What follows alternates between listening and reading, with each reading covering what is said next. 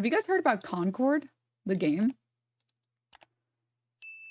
I heard about it for the entirety of like 2 seconds. And people hated it or something. I don't know. Anita played it a little bit. I don't know. It takes me a lot to get sold on a game. I feel like I've just been burned so many times. I'm just like, I can't, you know? Let me find it. Concord. Why Concord failed. Concord, the biggest failure in gaming. Isn't that a little dramatic? Isn't that just a little dramatic? Oh my god. Concord, the biggest flop in history.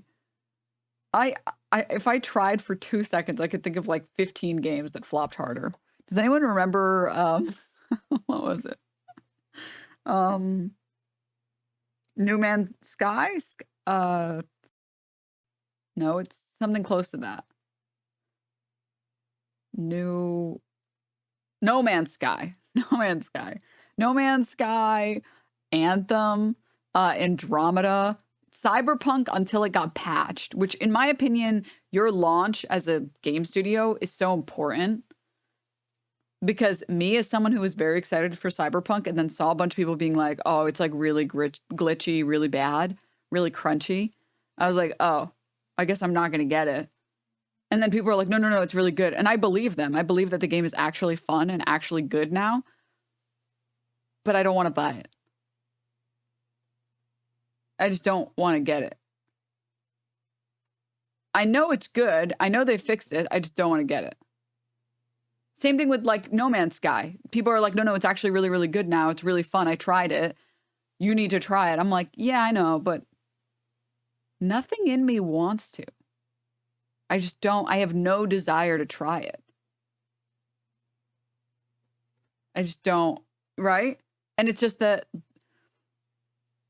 a game has to succeed on its launch, or else there are a huge number of people who will never try the game.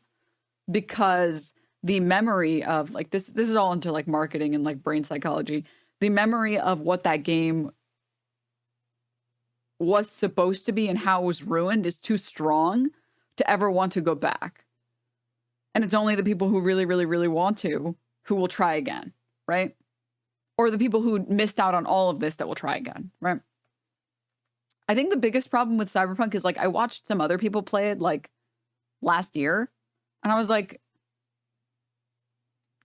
the combat looked kind of boring. And I was just like, oh, I know people say that it's really fun, but watching it, I was like, maybe not. I don't know. It looked a lot like Mass Effect's combat, and Mass Effect's combat is pretty mediocre in my opinion. As like Mass Effect 2 being one of my favorite games of all time, Mass Effect's combat was very boring for me. I think it's just that nothing felt difficult. It just all felt like pretty easy. The game is still amazing. Objectively, the game is still amazing. It was just none of the combat segments or sections were difficult, right? I went katana build, that was fun. Yeah. I mean, I like a challenge, right? I like a challenge. That's actually why I really liked Baldur's Gate. It's like you actually have to use your brain and you have to like plan the fight correctly when you're on the hardest difficulty, or else you just get fucking killed. You can't just like brain dead, just click shit. So yeah. Play on hard? Oh yeah, no, I mean I always do. It's just some games are not made so much for the combat, they're made for everything else. So, yeah. Anyways.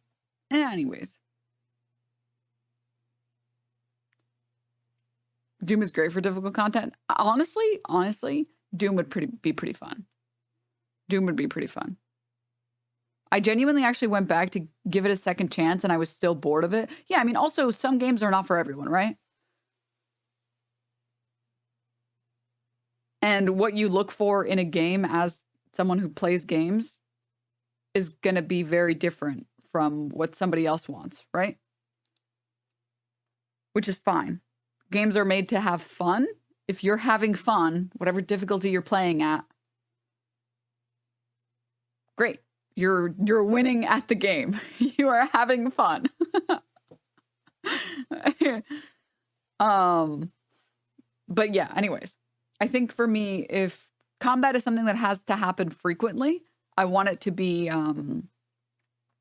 difficult in order for me to have fun playing it. Otherwise, it more feels like a chore. But that's a subjective opinion. So anyways, moving on. Concord. Let's see the trailer for this game. I didn't even see the trailer for this game. Oh, this game? Dude, this game looks ugly. I think I actually installed this game and played it for like 2 seconds, and I was like, this game sucks.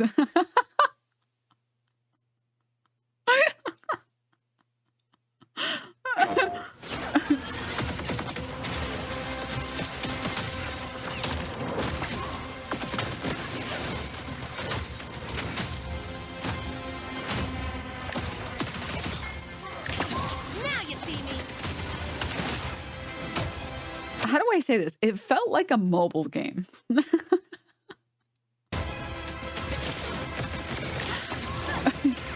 I don't know how they managed to do it. Deploying an air barrier. Goodbye.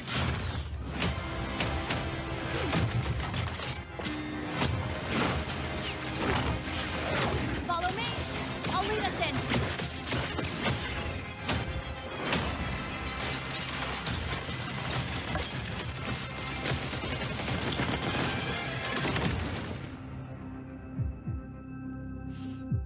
Yeah.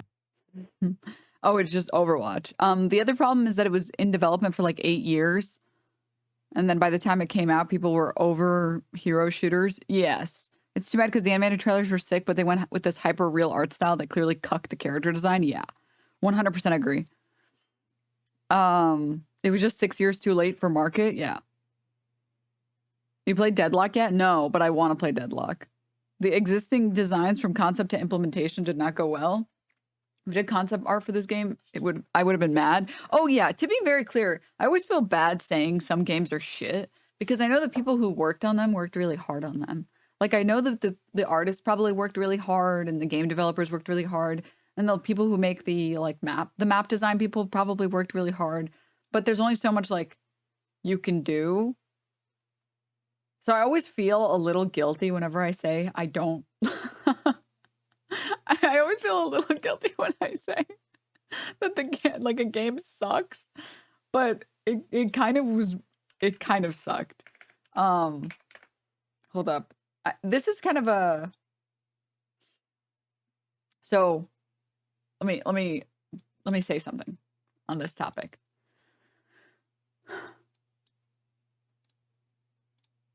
So in my opinion, in order for a game to do well, this is totally subjective opinion based on my experience playing lots of games.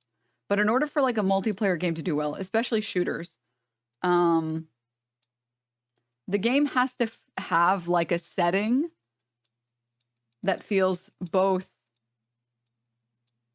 unique and fun.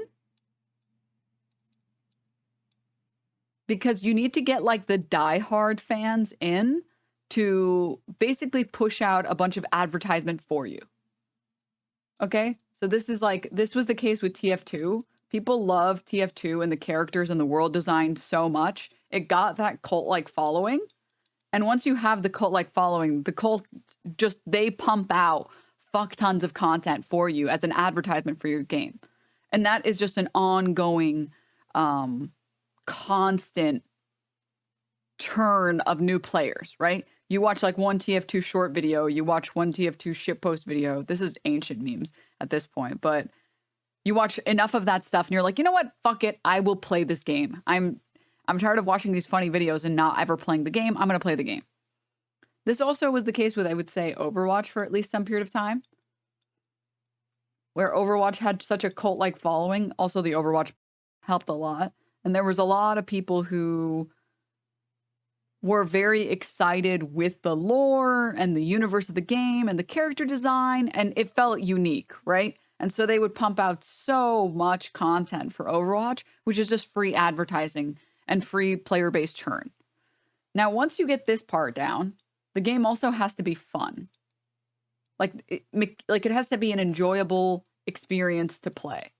So gameplay-wise, gameplay. Gameplay has to be smooth, and this is another one that's going to be hard in multiplayer games. It has to feel balanced. It has to feel like you get to do crazy cool stuff, and also sometimes people on the enemy team do crazy cool stuff, but it doesn't feel like you're doing nothing all game. So in my opinion, this was like the biggest problem with Overwatch and why Overwatch like completely got destroyed. I think, and if you talk to pros or people who studied the game, Overwatch really failed. It wasn't Brig, and it wasn't GOAT meta. It wasn't any of those things. It was role lock, because the way that the game was set up, you aren't supposed to be locked in one role. And once you set up role queue, so you're stuck in one specific role, you heavily limit the players' ability to win the games, right? And that's just because of how skill sets work. Someone who plays a lot of Widowmaker isn't going to be really good at Pharah, but she might be really good at Ana. It shouldn't be, and it never should have been, role queue. And it's a bad idea. The game was bad, for just totally stupid idea to do that. And then to make matters worse, they started introducing CC in every single kit. And I think I've shown it a million times, but there's this amazing aimbot Calvin clip of he's playing Reinhardt and he just doesn't get to play the game. He's just getting CC'd for 10 seconds straight by different people. Let me see if I can find it. I love that clip so much. Hold up. Oh my god, it's actually not that hard to find. This is sick.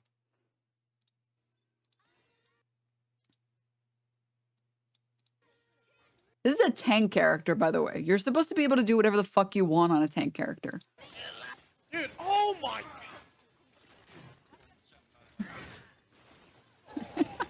Stop it! Oh, dude, I'm done with my...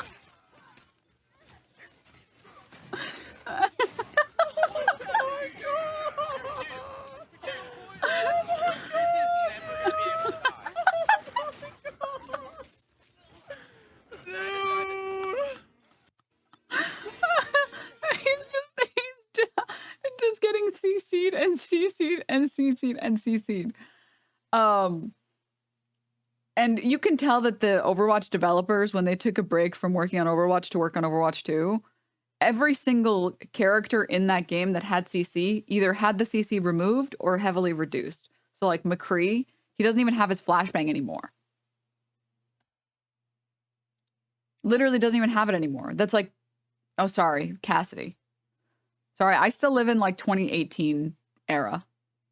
He does. They just added it back. Oh, okay. Well, but I know that they reduced like every other type of CC, or they straight up just removed a lot of them. What was I trying to say? TLDR, the gameplay has to feel balanced. It has to feel like you can do cool things, and the enemy team sometimes does cool things. It doesn't just feel like you're getting rolled over and over and over again. And then as long as the gameplay is good, you'll have like the min-maxers in your game that will continue to keep the game alive. Because the min-maxers, they're the ones who actually play the game. These are the losers with like thousands of hours in the game. The content frogs are the ones that do the free advertising. Okay? These are the people who actually play the game, so the game has to be fun. And these are the people who advertise for your game, so the game has to be cool. Unfortunately, Concord neither looks cool nor is fun to play.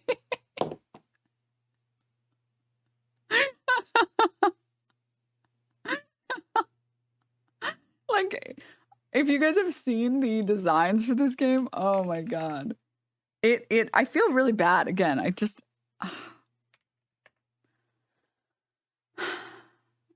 what can I Concord game. Okay. I don't know who worked on the visual design. I assume that like it's some piece of shit exec who told them to like speed it up or they didn't pay the team enough. Something with like the color palettes feels wrong. How do I find the website?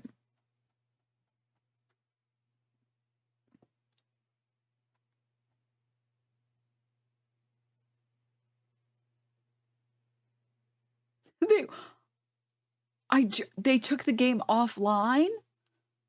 Oh, is that why everyone's saying it's the They just took it offline like 2 days ago. That's so sad. Oh. I spelled trailer wrong. Jesus. Characters. Oh my god. Everyone got refunded? I wonder if I got refunded. Because I'm pretty sure I bought and played this game. Here it is. Or maybe I didn't. I don't know. But I did see this. This is incredible, dude. The people who like art, graphic design is your passion. The color palettes just feel wrong.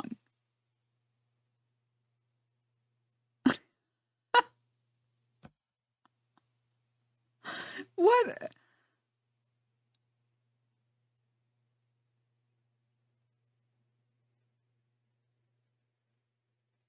These colors are so irritating to look at. Oh, I hate it. The concept artist said that the higher ups made them make these designs, by the way. Would totally believe it. I'm so like anti-capitalism pilled. Every single time that I see something bad in a video game, I assume it was higher ups. Every single time. I'm just like, oh, they either underfunded this or they insisted that they knew better than the actual game devs. Because you have to understand, the people that actually work on games love video games and they just want nothing more than to make the best games they can make.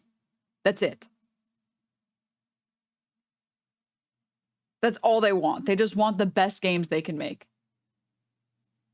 Unfortunately, it has happened so many times that executives, company and game executives insist that they should do something different. So, like, Dragon Age is like the hill that I will die on. Dragon Age is like my personal 9/11, where it was just such an amazing game. And the devs just don't give a fuck. They just like, they gave up on giving a fuck because execs just tell them, yeah, I know you just worked on this for 6 months and it's really good, but there's not enough microtransactions, so start from the beginning. And can you blame the devs for being like, dude, I don't care. If I'm just going to work so hard on something for you to tell me that like you don't think it'll resonate, go fuck yourself, man. Which I really can't. Are you talking about Dragon Age 2 specifically? No, I'm talking about the trailer for the newest version of Dragon Age. The Dragon Age 4, whatever they're going to call it, I forget. Like, that was supposed to be Art to Vinter, dude. We were supposed to get Eggman fucking lore and some progression on that plot. And they were like, oh, here's this other totally different game. Here, it's basically sort of in the same world. It's like, okay, dude. Okay. All right. I'd recommend Press Reset by Jason Schreier. It basically proves that 90% of issues for games comes from executives. Yeah, I totally believe it. Yeah. Anyways, this is like another example where I guarantee you the people who worked on the game were like, guys, this is not going to resonate with like players, and the execs were like, no. Our polling, our marketing data shows people want guy who looks like a trucker and is green,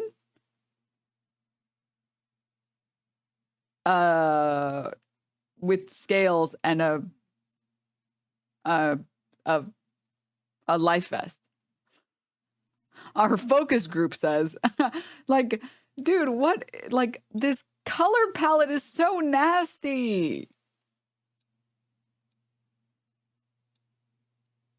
And it's like that for all of them. All of them, the color palette is just a little bit incorrect. Even instances where, like, this could work, there's no contrast on any of this, so it just looks like shit.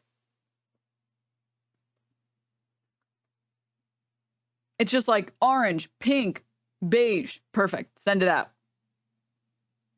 It kind of reminds me of baby vomit. That's such a good way of putting it. Every single one of these color palettes is giving baby vomit.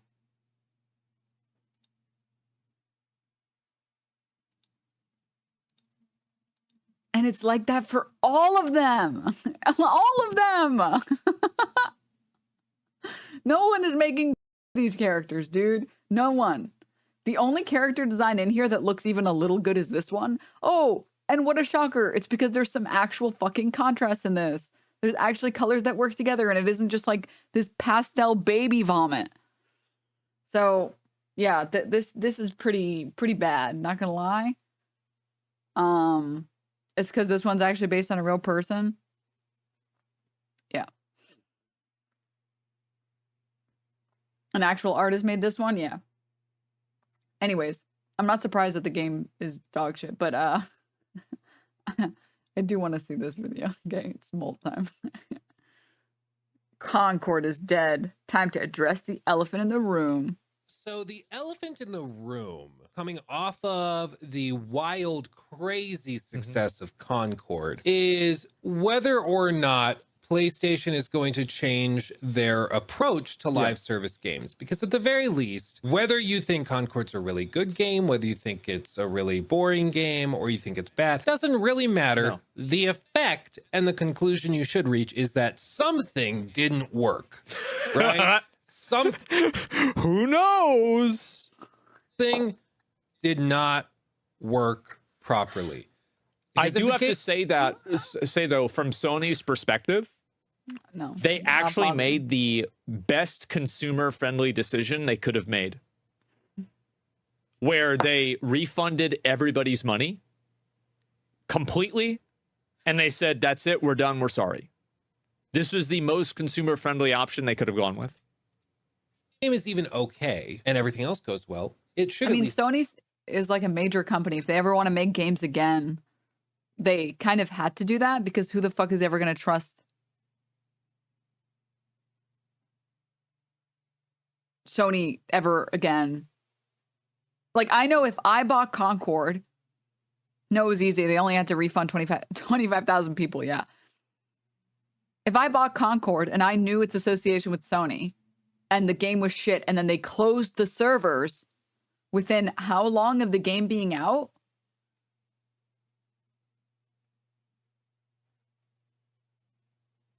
Two weeks?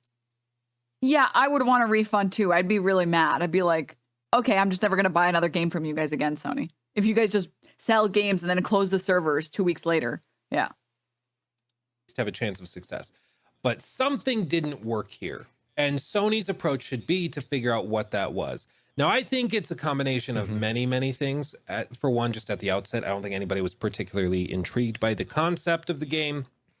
I think it looked kind of cringy to Everything begin with. about it was so bad. People were already kind of like, eh. Yeah. And then they found out they were going to have to pay $40 for it. Really not a fan of that. And I'm going to have an unpopular opinion. I don't think that the $40 price tag played even 5% of the role of the game not being successful. I actually agree. That's $40 is Overwatch sold for $60. And it was wildly successful. Why? Because the game was good. Diablo sold for $70 and its launch was very successful. You can say that Diablo 4 was like mediocre, or you didn't like it, or was garbage or whatever. You can't deny the fact that a lot of fucking people bought it. When a game is good, people are willing to pay the $40.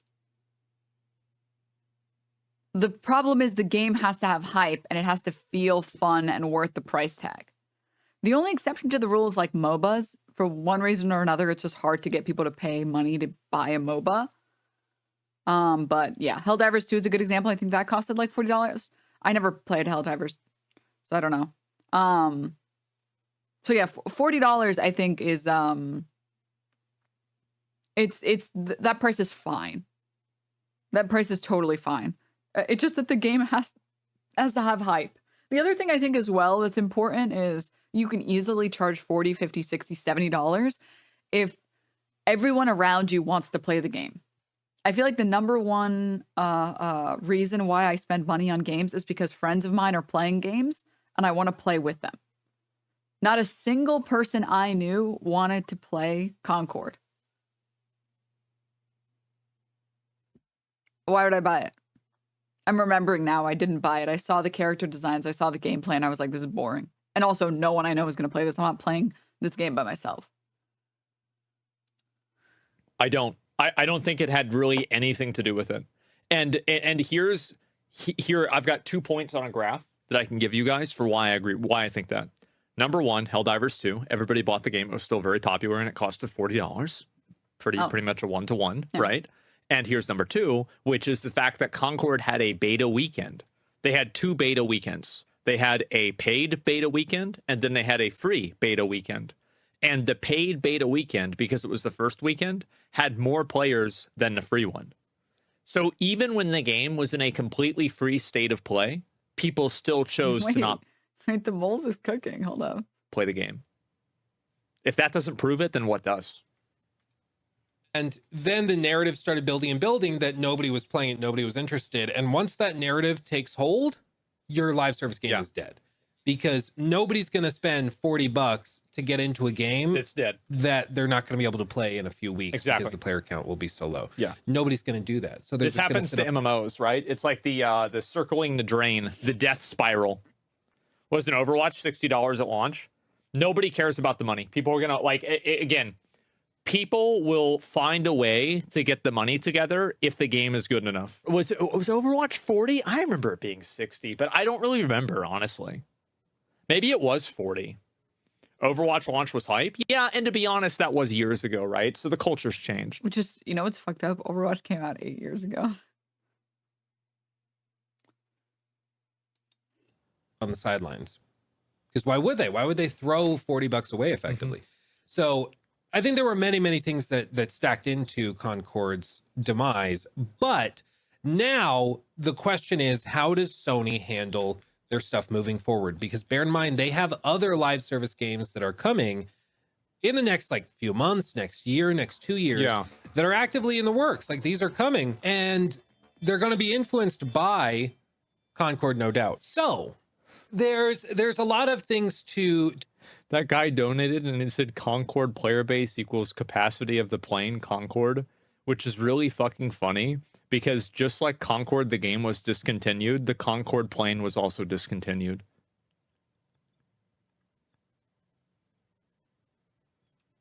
To kind of stack into this. Money laundering. It's so good. Is that the grand strategy? Yeah. So I think Sony at this point should be looking at some of the competition. And they should be looking at games like Suicide Squad, which launched at 70. This is a competition of who can lose the most money. Narrative vignettes, certainly. Yeah. They tried to sell it as being, it has the most cutscenes of any game we've ever made. Wow. I mean, granted, there's only 2 hours of gameplay, but, and we repeat that for dozens of hours across the seasons, but still, whatever, shut up. But they should look at that and acknowledge that. Skull and Bones, also been memed on a lot. It's actually performing the best on Steam, at least. That's I've crazy. never even heard of this game. 1,500 players. That's a lot of people. I mean, for only $100 million for the first quadruple A game, 1,500 players. Wow. Of any of these games, and it also is a huge game on console and on I mean, huge is generous, but it's much bigger on console and the Ubisoft launcher. So sure, I would assume that probably has presumably like have a 10K. lot of people actually playing Skull and Bones right now on a Friday morning, in the US, which is honestly pretty surprising. I did not think. Sure. If you How many people play rewound the Valorant? clocks to like November of last year, I would have thought that Skull and Bones would probably be the most dead of all of these games, but no, it's actually performing the best, which is really funny. Yeah, the quadruple A investments. I can't see why. That game looks so terrible. But I think also, like, I don't think that people understand how much negative feedback can affect a game. Oh, this is just for Steam? That sucks.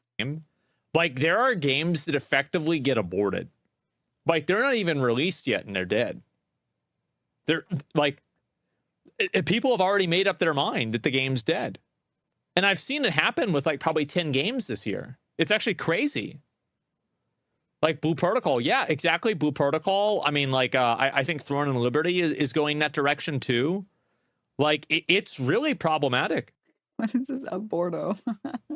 And the reason why is that, like, first impressions and, like, people, like, obviously you have, like, these super casual gamers, but those casual gamers can't, by the nature of the fact that they're so casual that, like, they heard about Diablo 4 because they saw a commercial for it on TV, those people aren't really going to stick around and spend a lot of money.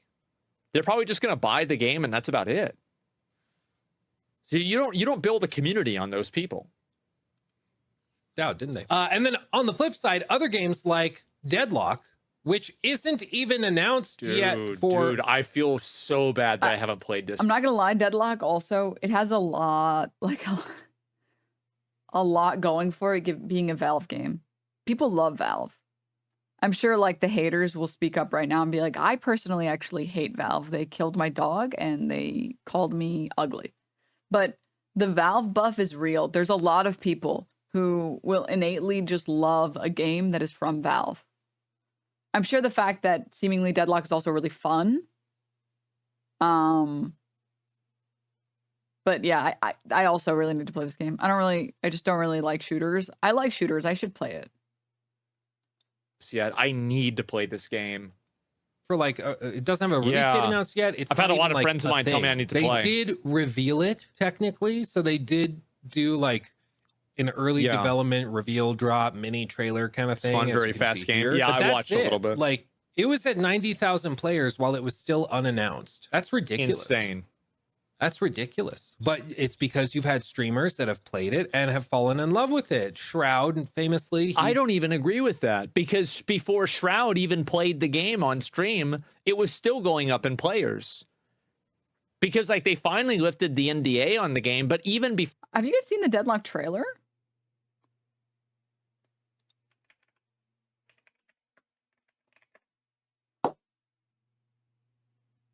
No, I haven't either, actually.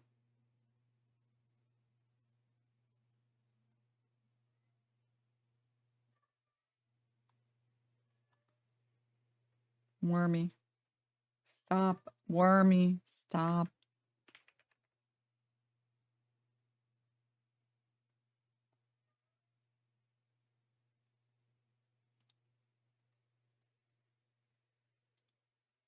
Why can't I find the trailer for this game?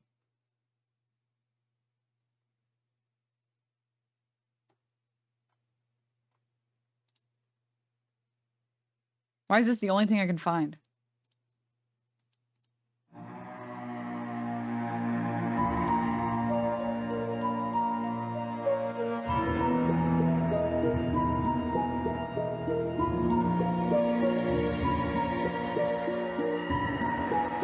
Wait, this is not even a trailer. Where's the trailer? I'll find the trailer, guys. The spooky start screen. Before the NDA, it already had like 40, 50, 60, 70,000 people playing. It's Valve. Hey. I mean, I think that the reception of CS2 has been pretty lukewarm. I'll be honest. I think people have had a pretty negative reception of CS2. Compare that over to Deadlock, and Deadlock has had a great reception. Tweeted out, or didn't tweet it, it was on a stream. He said that he has no doubt that Deadlock is going to be the biggest game probably in the world within months of it launching. Because he's like, it's honestly that fun. It's just very, very good. Whether that ends up being true, I don't know. I wonder if he's much more right. qualified to talk about these types of games than me. But at the very least, it shows you that It's not about marketing dollars. It's not about, It's about game quality. how you frame That's it. right. Like it's at the end of the day about the game. That's if the right. game is good, The and value proposition. That's the only thing that matters. Oh, this game looks good. people enjoy the game, you'll Like visually. Sorry, this is the best I could find. This is the closest thing I could find to like a trailer. Just somebody showing off the abilities of the characters. This game looks good.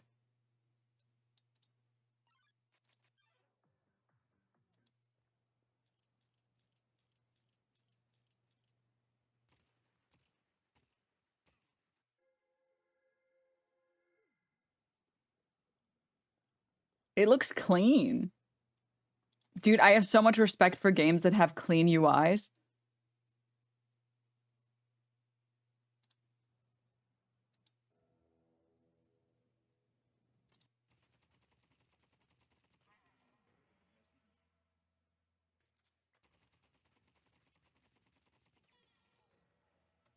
This looks so clean.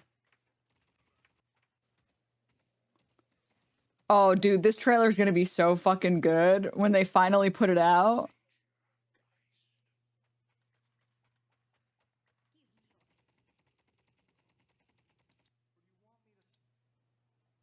Oh, dude, this game is going to be so much fun when it comes out. Oh, shit. Oh, shit. If you need an invite, I can spot you. I might need an invite, dude. It actually is kind of sick. Dota times Overwatch. Yeah, I saw some other people calling it like Smite X Overwatch. You'll get 100,000 people in there during closed access. Fucking testing. insane, Meanwhile, dude. Concord, when they were doing marketed open betas, they couldn't pass 3,000. So Yeah. you would hope that Sony would look at all this and try to learn from their mistakes. But I think a lot of people were assuming that Concord was going to be the game that they. I feel like multiplayer games is just really not where Sony excels right now. I think Sony really excels at creating great, like, single player experiences. Wormy. And I think even if you look back Wormy. at it, like Xbox, this is just me, Yeah, right? I'm This in is the just me. Nintendo is the great family PC or family console that always has the, you know, like good single player games and some good multiplayer Why can't I think of a single Sony game? What the hell? games, right? It's like the best of both worlds in a lot of ways. And it's also innovative. Every single new console is different. And then Xbox is like the multiplayer console, right? You got Gears, you've got Halo, and this is talking about like a long time ago. You've got Modern Warfare, right? And like, so you had all those like big badass games. I think my problem is I've just never played a Sony game. This is actually the one genre of game that I haven't played, probably because a lot of these games, I think when they came out, they were initially on console, so I didn't get to play them, and I did because I didn't have a PS anything. I never had a PlayStation. Like I've never played any of the Spider-Man games. I did not play Last of Us. I did not play Uncharted. I did not play Bloodborne. Because I only play PC games, so I don't actually know. Yeah. Okay. Games. And then so Saying God of War sucks is brave of you. Me? Or did he say it was? What? Did Mr. Mold say God of War sucks? Oh, not you. Oh, okay. I was like, I just haven't played it. I've heard God of War is really fun. I just haven't played it. Sony was the console where you had a lot of these like really cool single player games, things like Ratchet and Clank, Jack and Daxter. Now we're getting God of War, right? And all of that, like racing games. Yeah. And so like I feel like that's always been kind of like the distinction, right? Final Fantasy. Yeah. Metal Gear Solid. And I know a lot of these games came to other consoles, but I feel like Sony has always been the king of S-tier single-player experiences. They learn from the mistakes of other live service games like Suicide Squad and Skull and Bones, and we're going to try and approach this game entering into a competitive market, and they were going to make it free to play and try to approach it that way, but they just didn't. And I've gone back and forth on why they try to do it. There's sort of the cynical approach, which is the $40 price point was just an attempt to get some quick cash because they knew that this was going to flop, basically. Because basically the options were, if this is when you know, this is our timeline. They Okay. could release it free to play and then hope over time that paid cosmetics and stuff generate some good amounts of. Totally disagree with this opinion. I really, really don't agree with this. The reason why is because at this entire period of time, here's the other line that he needs to remember: the fixed cost of operating the game. And that red line goes like this. And in fact, it goes like this because inflation and other prohibitive costs that cause the game to cost more money. So yeah, I actually Wait, sorry. Wait. That this was going to flop, Yeah. basically, because basically the options were, if this is when, you know, this is our timeline, they Okay. could release it free to play and then hope over time that paid cosmetics and stuff generate some good amounts of. totally disagree with this opinion. I really, really don't agree with this. The reason why is because at this entire period of time, here's the other line that he needs to remember: the fixed cost of operating the game. And that red line goes like this. And in fact, it goes like this because inflation and other prohibitive costs that cause the game to cost more money. So yeah, I actually don't agree with this. I think that Sony could realize that. They could see the writing on the wall. They know it better than probably anybody else does, and they made the right call. Money, but it starts out very, very low. I mean, you basically aren't making any money. Yeah. If anything, more realistically, it starts This is a chart about raking in revenue, not costs. down here and then takes off because there's operational costs and all that. But And if you factor dude, in the fixed costs, man, the fixed costs of server maintenance, like just game updates, everything, like all of that machine is millions and millions of dollars. You're never going to make that money back. And it's like, I know it might sound like a good idea. Maybe one day it's going to work. Like in like 8 years, in 10 years, there's a 5% chance that we could not lose $1 million, but we have to invest, or like basically you have a 5% chance to get $200 million in 10 years, and you have a 95% chance to lose $100 million right now. And I think that Sony said, you know what? Let's just lose $100 million right now.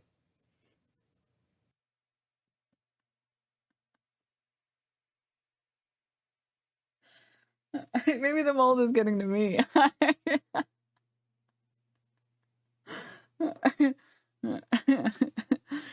The thing with Sony that you have to understand is that Sony is not just a gaming studio. They also make movies. They also create consoles. They do a million different things. I'm sure there's a bunch of things that they make or sell or products or services that they create that I don't even know about. I think that's what happened.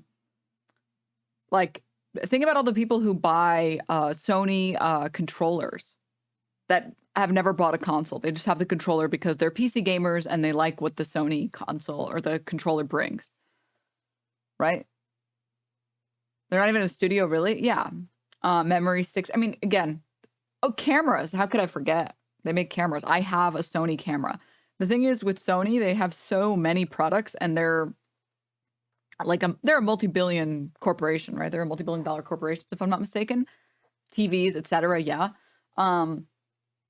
They have so much going for them. It's okay for them to eat the cost of a video game because it's just another operating loss.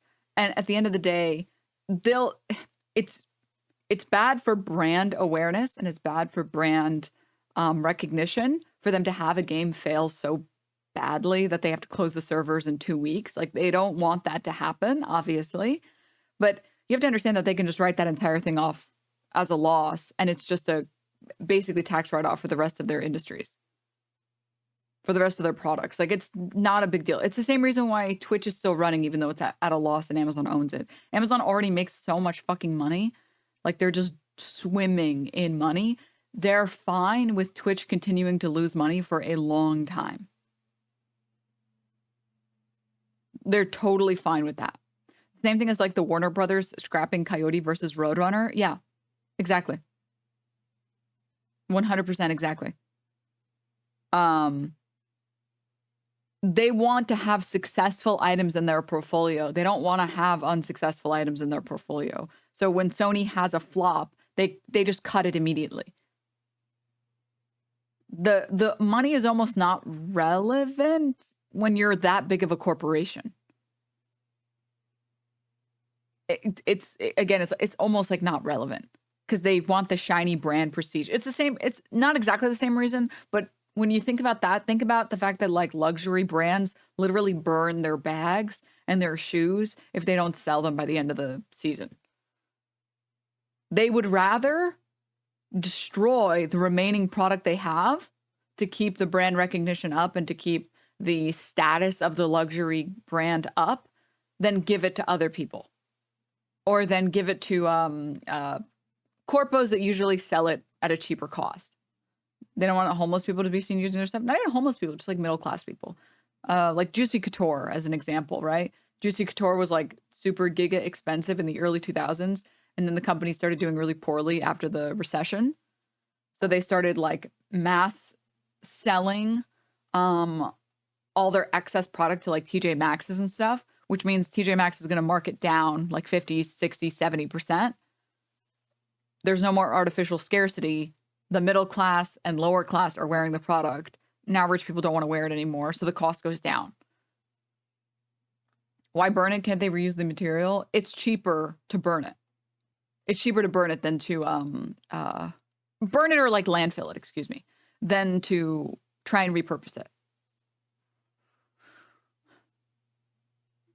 Not just luxury brands, grocery stores. Yeah, even on a smaller level, grocery stores doing it as well. It's sort of the same concept for the people, for Sony. They would rather the game just like fail and they burn it down to the ground than be associated with it for even one more second. They're like, okay, moving on to the next project.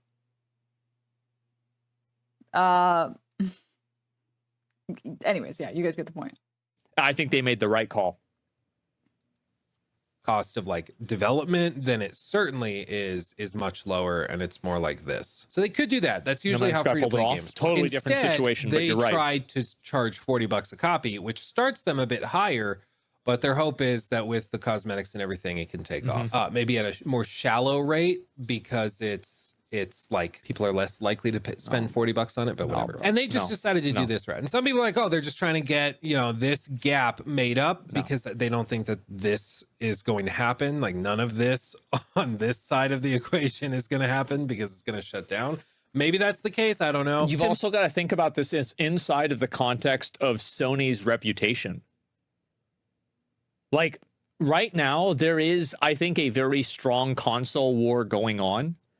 I agree that they can take losses. However, this one was massive. 9 figures is huge even for a corpo like Sony, isn't it? Yes and no. So like at the end of a quarter, right, when Sony has to report profits or losses or whatever, or even at the end of the year when they have to pay taxes on this shit, let's say just totally random numbers. Let's say off their tech products, so TVs, console, their physical console, their fucking washing machines or whatever the fuck else they make, their cameras, all their technological products that they make, every bit of physical product that they make that's in the realm of technology, right? Let's say they made $10 billion. Oh, okay. They have to fucking say, oh, that's Samsung, whatever. You guys get the idea. They have to pay taxes on this $10 billion. They absolutely have to pay taxes on this $10 billion. Right? Obviously, there's like, ways to reduce some of the tax obligation or whatever. But yeah, for Sony, because when Sony fucking files their taxes at the end of the year, everything that they own, all their subsidiaries, they all fall under the roof of Sony. If Sony gets to say, hey, Concord that we spent, let's just say they spent, I think they spent 200 million off of it. Let's just even say they spent $1 billion, okay? Let's say they spent $1 billion and they got like 5 players. It's better for them to shut down the server, call this an entire loss, say like, hey, this is the operating loss for this. We only have to pay taxes on $9 billion now, okay?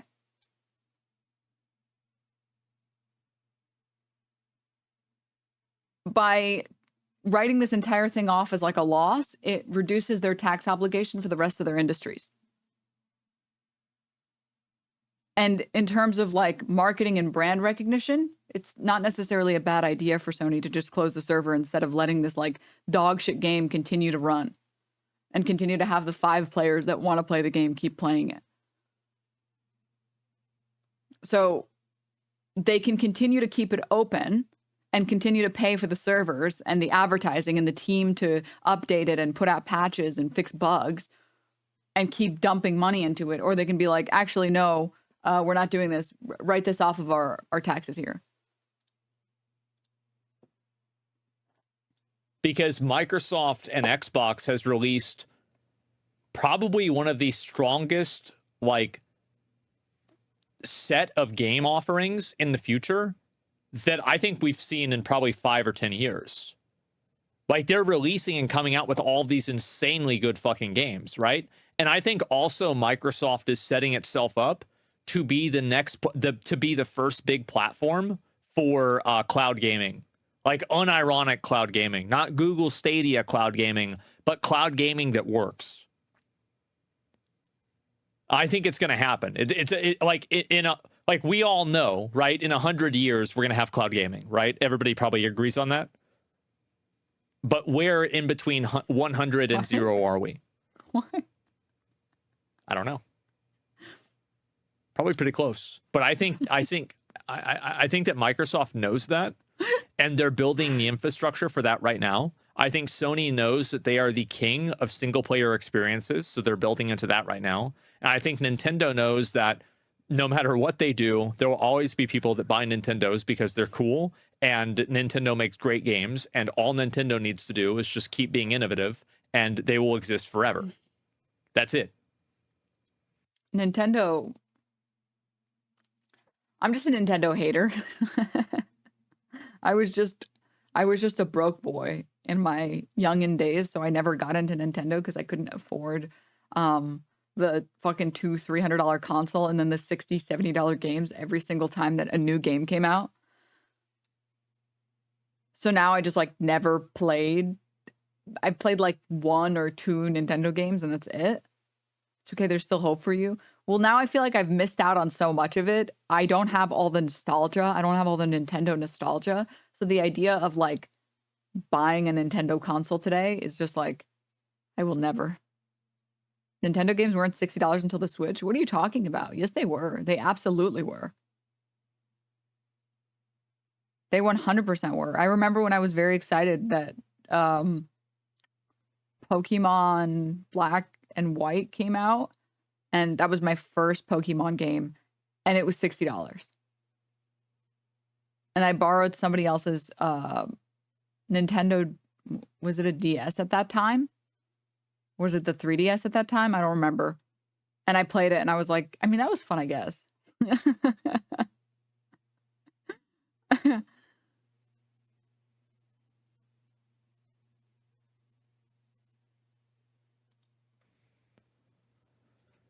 Me, though, I think I feel like you'll love Pikmin, though. It's basically resource management. Yeah, I would love Pikmin. I wasn't able to play the Nintendo games, so now playing a Nintendo games is like, feels wrong. Also, the thing is, the only games I would ever play on a Nintendo would be like, maybe the Pokemon games. Maybe the Fire Emblem games, and like maybe the Pikmin games, and that's it. old adage, never attribute to malice that which can be adequately explained by incompetence. I think Also, as a PC gamer, as a PC supremacist, you can't mod Nintendo games, and that makes me mad. that holds true. And I think it's reflected by Sony's approach with a lot of other stuff, which is that they just approach things in the way that they always have, which is that they sell you a game at a certain price point, you buy it, and if you like it, you play a lot of it, and then they can maybe make some extra money. I just think that the executives are not that interested in doing the free-to-play model. They know what they're doing when it comes to selling premium games to people. At least they thought they did. And so they do. They do. They're the best at it. that could carry it forward. But after Concord, it's pretty clear live service games in competitive markets, you cannot do that. It doesn't work. And that brings us to the elephant in the room over at Sony, which is a game that they saw a lot of potential in, coming from a studio called Haven. Haven is sort of an up-and-coming team. Notably, they have a lot of things, you know, lots of job postings and stuff, but they were purchased in March of 2022 by Sony. You can see in this press release about the new game. Sony Interactive Entertainment announced today that it has entered into an agreement to acquire Haven Entertainment Studios, also known as Haven Studios, a Montreal-based development studio formed by acclaimed developer Jade Raymond, founder of Ubisoft Toronto and Motive Studios, and one of the creative forces behind the blockbuster Assassin's Creed franchise. And this is true. There is a lot of talent here that they know what they're doing. They've made some of the biggest franchises in the world, which will make... I really don't even agree with that either. Because, like, think about how much talent there was at Arcane Austin. And it was all squandered when they failed with Redfall. So, like, if you get a lot of people together, it's like you can have somebody who's an amazing baker, but then you hire them to be a mechanic and they don't know how to change a tire. I think that's what's happening, right? It's a different Arcane. Yeah, but what I'm saying is that Arcane Austin, what I'm saying is that, like, you can't have a game development studio and then have them totally shift what they're making and then expect the quality to transition over. The reveal of what they're working on, all the more baffling. But you can see, founded in March of 21 with an investment from Sony, Haven Studios is led by a premier team of game creators with over a decade of experience collaborating on some of the industry's most popular games and franchises. Haven Studios is currently working on its first project, a new live service experience for PlayStation built upon a systemic and evolving world focused on delivering freedom, thrill, and playfulness.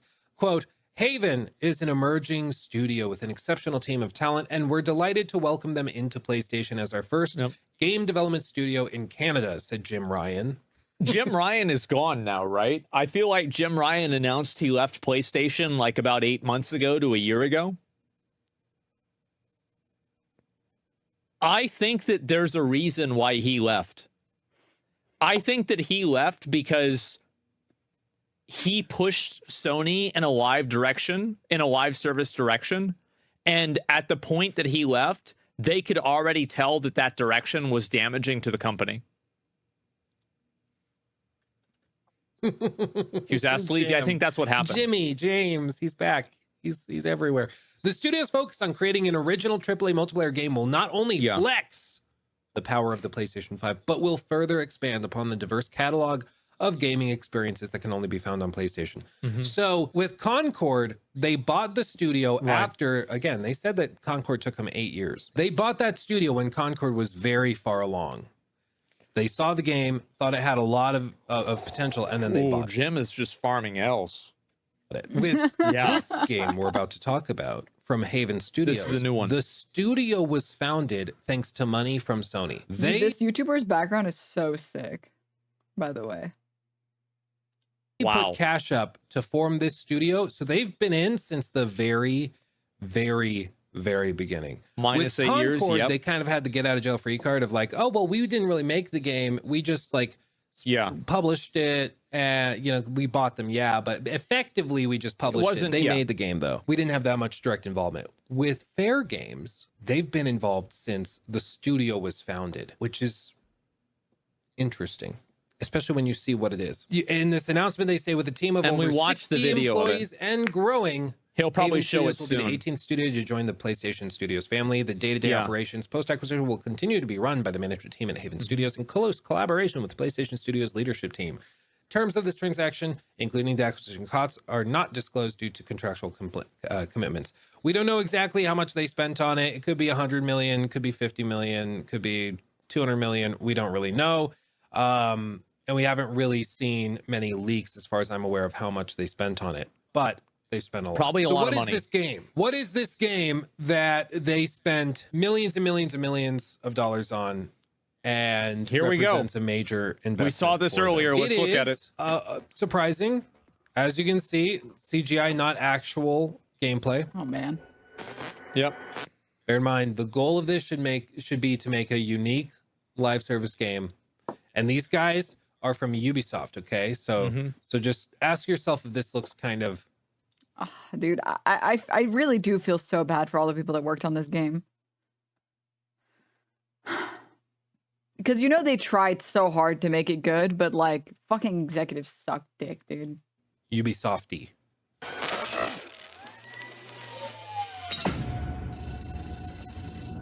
It's bad, guys. You want to know about us? Seems like everyone does these days. It's simple. Too much money and too much power is held by just a few people. What commercial is this for? Is this for Concord?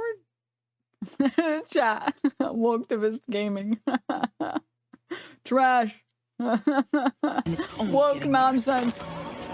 Yeah. So, we decided to do something about it. Act now.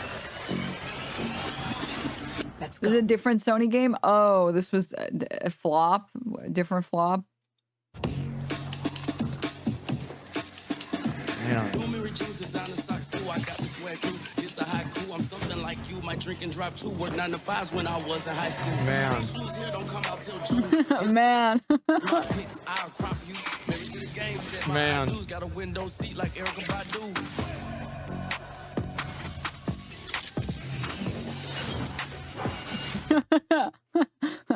I like the mild.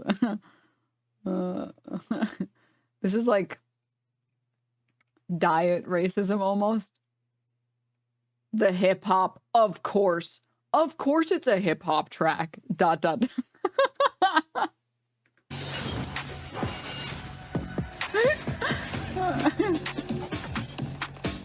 This is the new big game from Sony, guys. This is gonna be it. There was more. Wait, Hey, there was guys. more. Rap music equals good game. This is gonna be it. They like their hip hop in trailers. Another hip hop music.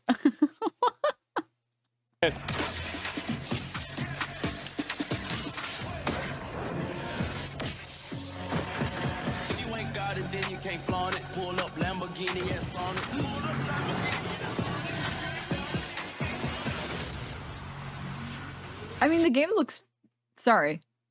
This looks fine, but I want to see the gameplay. Take it till you make it. Let's Man. just say the reception was not great. This was revealed May of 23. And even back then, the reception was not great. Eat the Rich and the game is the most. The reception was not great. Eat the Rich and and even back then, the reception was not great. Eat the Rich. Yeah. Sorry, I'm trying to find the Rich. chat message. Son Frogs, the game. And the game is the most corpo vision ever. The irony of a live service game based on eating the rich is levels of irony I can't comprehend, and I'm fueled by it. What's even more baffling is that the Look at the next one. odds are very high that they charge like $40 for Look this at one the as next well. one. It's Because again, I don't think you Oh, need to God, attribute please read the it. like. I Yeah. don't think you need to explain the $40 price tag for Concord by saying, Did this game also close its servers? oh, it was just them trying to milk everybody because they knew it was going to flop. I think that the people that made that decision were just so full of themselves, they thought people would honestly buy it and then still engage with it a lot. I just think they're that out of touch. I really think that that's Oh, it's not even out yet? Oh. that's all you have to say. Thanks to all our players, but we're unfortunately ending support 1 year later vibes to it. Another Concord. I don't know if it'll last a year. But with it's the not same- even out yet. What? What? I thought the trailer was fine. What?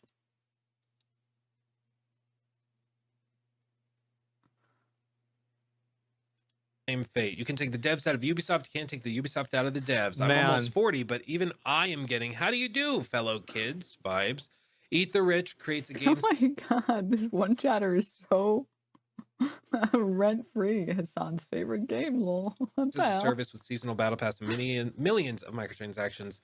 Eat the rich, gamers. Just ignore the fact that we showed our game in a mega corporation. I just like, I never even thought of like all the irony with this, but like reading the comments, oh my god, this is so. Real presented and pay us $70. $1 billion company makes a game about how rich people are bad. You sure want to go through with this after Concord, Sony? Concord just came out. You're next. The consumers keep you guys afloat. I'm yet to see a scenario where a gang of diverse high schoolers fighting the corporations is not cringe. Let me think. A gang of diverse high schoolers fighting This is such a dog whistle. Diverse high schoolers. corporations not being cringe. I don't know. Yeah, I'm not sure. Persona? I didn't play Persona. Ah, you're right, bro. Cyberpunk. Yeah, Cyberpunk was really cool. I don't know if they were high schoolers. Didn't she wait until after he did she spawn camped him? So I don't think that really happened, but yeah.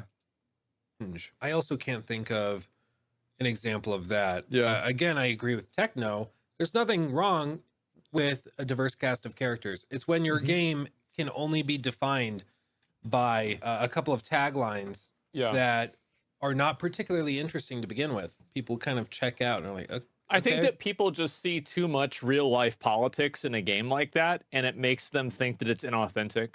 So like the game is called Fair Games. It's about eating the rich, and then it's showing like the amount of money that people have, and it's stealing stuff. I think it's just it's very off-putting to it's off-putting to me at least. Well, you're rich. Of course it's off-putting for you. Is there, but like, what about the game? Checkbox game? Yeah. So yeah. here's the deal with this. It's made by a very successful team of developers from Ubisoft. The vibe I get from this is very Watch Dogs. I mean, especially like this back here at the very end. If that doesn't look Watch Dogs to you, I don't know what will. But it seems very Watch Dogs inspired. They described it as having like an evolving world or whatever. My guess is that it's something where there's, well, of course, like, there's an evolving world. That means that Someone in his chat said it's off-putting to anyone with testosterone.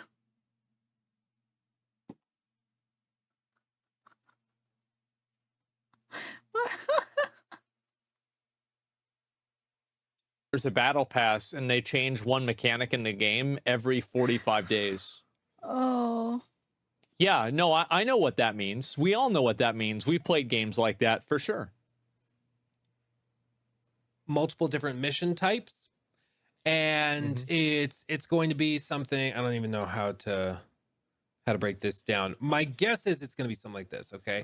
We're going to have a series of missions that can be taken on. Okay. So you imagine this is like the UI, and you have all of these missions you can take on. That's probably what. And what each of these represents stealing from some billionaire.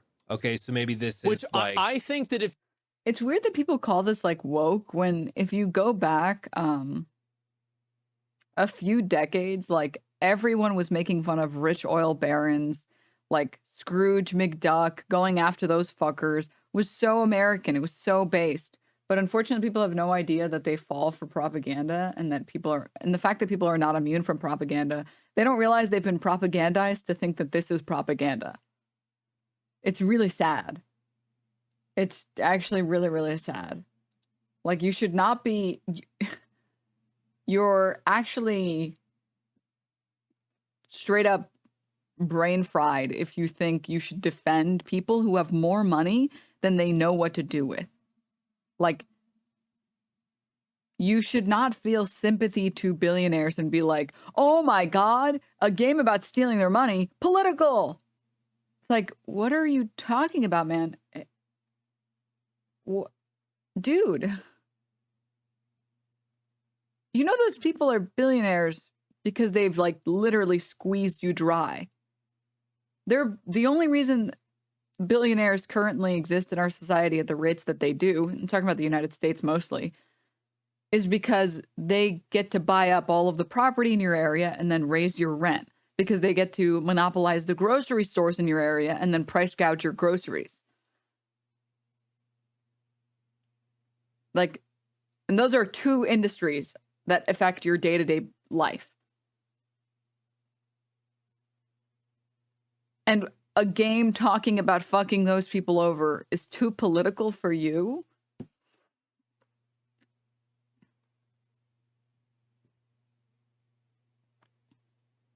What? I'm just so confused. If you can't steal from poor people, the game's not that interesting. They're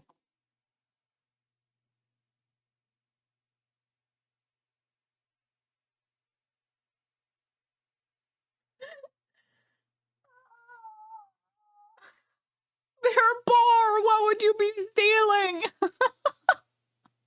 I must have missed the clip. I must have misunderstood it. There must have been context. Yeah, you know, when I'm at like a station, when I'm at Penn Station, I'm like, I look for the poorest person. I'm like, can't wait to steal their $5 tote. You steal from rich people because they have shit to steal. There's nothing to steal from poor people. This Which is like I think that if you can't steal from poor people, the game's not that interesting. Surely. Because like this is for me, like every time that I play a video game, one of the first things that I try to do is kill myself.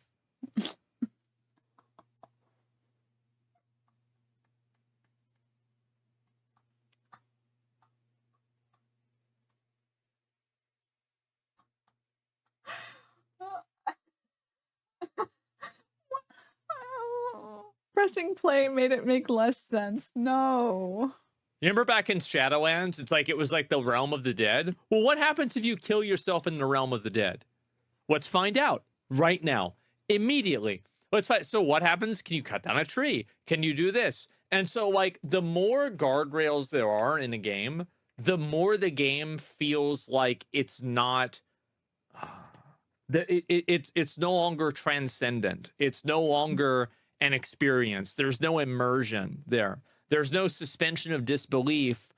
Does he want like a mission that's like, make $5 on this very difficult mission? It doesn't even make any sense. This guy's describing this game as being a bunch of like mission-based games where you and a bunch of other people do this like heist. What would the heist be? Break into grandma's house and steal her favorite dolls. $20. Like, what's the... Do they want the game devs to write missions where you make next to no money? Doesn't even make any sense. And then he's like comparing it to limit testing, but limit testing in this instance doesn't even make sense. When everything in the video game just reflects what you're supposed to think in the real world. It's just boring. You know, the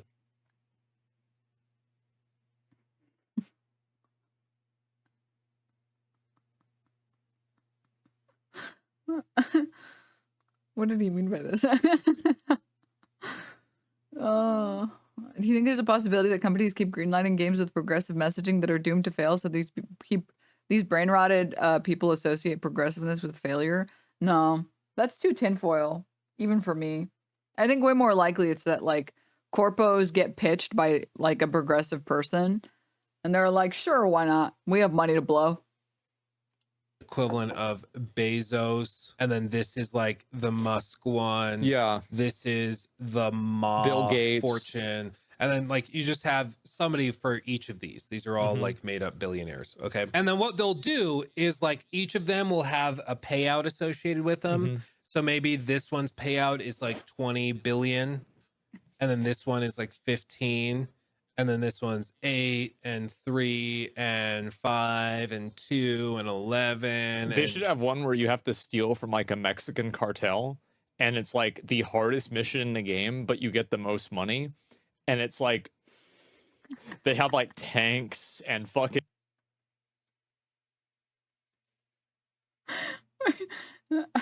Why does it feel like I'm watching Sheen from Jimmy Neutron lifting up his doll and being and being like what's the name?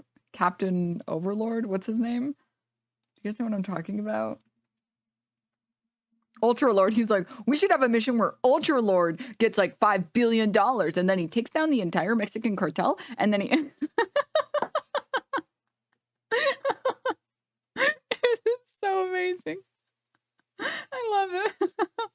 Dude, I love when grown men play with dolls. In like helicopters cute. and shit like that. Yeah. But like, you know, they wouldn't do something crazy like that, right? Hardcore mode? Yeah, exactly. That the Mission Impossible? Exactly. And that's the reason. It's because games like these never take risks. And I think that the worst thing about a game like this is that it's a game that's disguising itself as a risky game, but it's actually the complete opposite. It's the safest game that you could possibly make. 23. And so if everybody targets this one, then that. What was the risk in making like Overwatch? What's the risk in making like GTA? What? Goes down in value. And then the number. One of the biggest issues for Americans is immigration because they've been entirely propagandized. And you think that making a cartel mission would be taking a risk? It's the opposite of a risk. That's like one of the most popular opinions to have among conservatives. What the fuck are you talking about? Number 2 guy with two GTA 5 was not risky. Original GTA was risky, but that was because like moms against gaming was a thing. billion in wealth. He goes up and this becomes 3 like billion in Helldivers, wealth. kind of, yeah. And then this guy actually blows up a ton, and this goes up all the way to 13 billion. So then everybody leaves these missions and goes and takes on these missions to take this guy's money. And it's just going to be that cycle of like an evolving list of missions, basically just where they're like the wealth is being transferred around and then you steal it. Because, Amazing. as we all know, theft is moral if they have more than you. That's right, of course. I really don't expect that.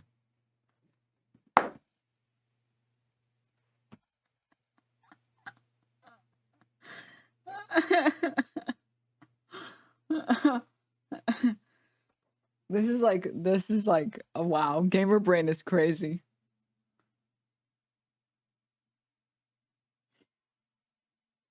Oh, you like water so much? Why don't you drink from that moldy pond over there? Huh? Oh, it sounds like you don't like water that much, huh? Theft is moral when it's from someone more than you. Someone with more money than you.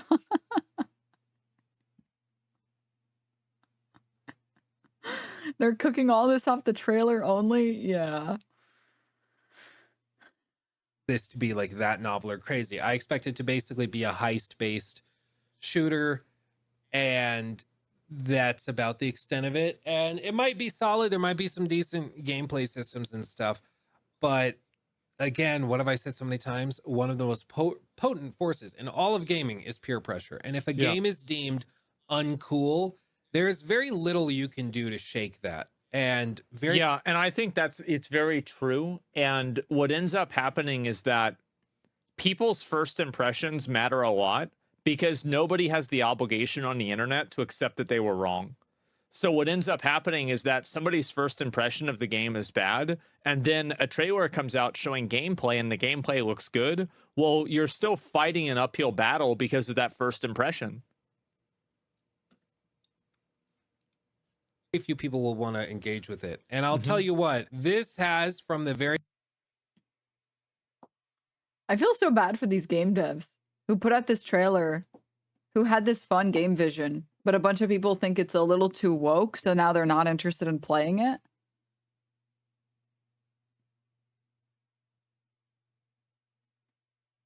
Americans are so brain rotted. It's like crazy. Just, you made a game about taking money from billionaires?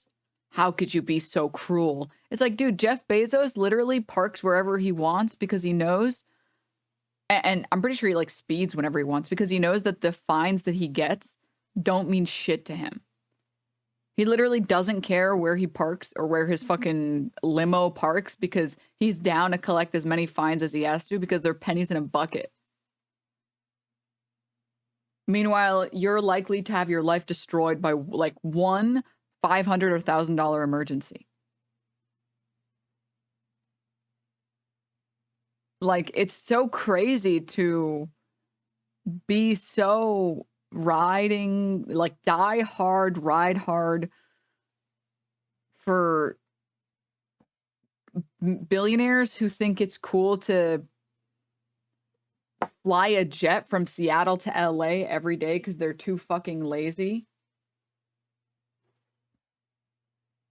to move. Not lazy to move, but because they just don't want to. Like, it's just so stupid. It's like, why do you care about these people so much? Why do you care about defending? Do you think you're going to be one of these people?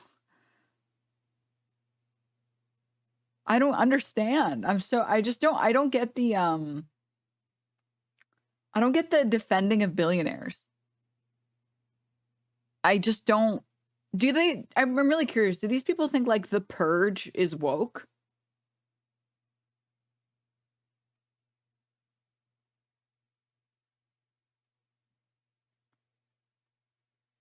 It's just bizarre to me. It's so surf-brained to see a game about stealing from like rich people and being like, clearly woke. What? There's a reason exactly why Creative Clash was hard to sell. People decided we were bad politically, so they pirated it. It's just so weird. I just don't understand how anyone falls for such obvious bait.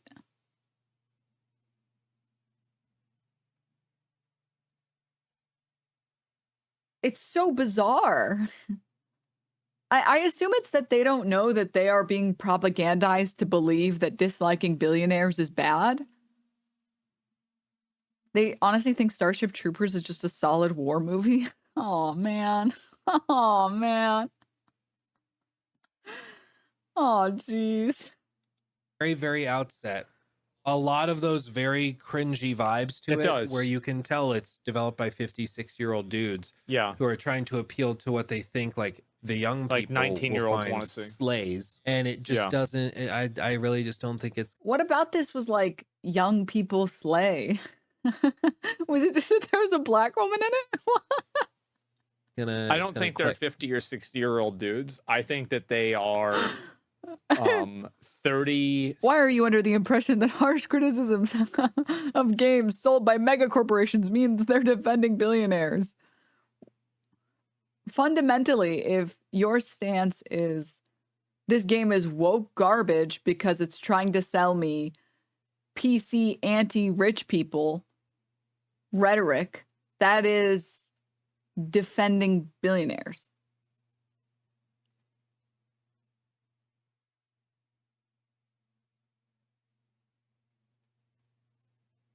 That's what that is.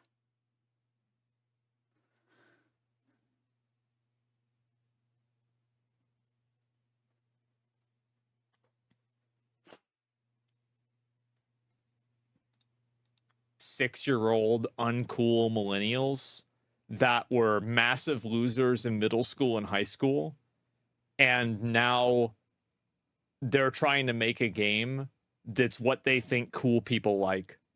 They're basically people that are around my age. Like it's my generation's fault, I think, that we get games like this. The game doesn't even look bad. It just looks like a cookie cutter game. Because of how painfully annoying and obnoxious some people that are my age are. Like, and I remember what I said before about how when I was on Top Streamer, that I would be the gatekeeper for millennial humor. I hope I didn't disappoint you guys yesterday. I don't know. I wasn't the gatekeeper. I was the Grim Reaper. Bar. I'm going to be honest. I gave people zeros. What is he talking? I don't know what he's talking about. I don't know. I missed this mold content.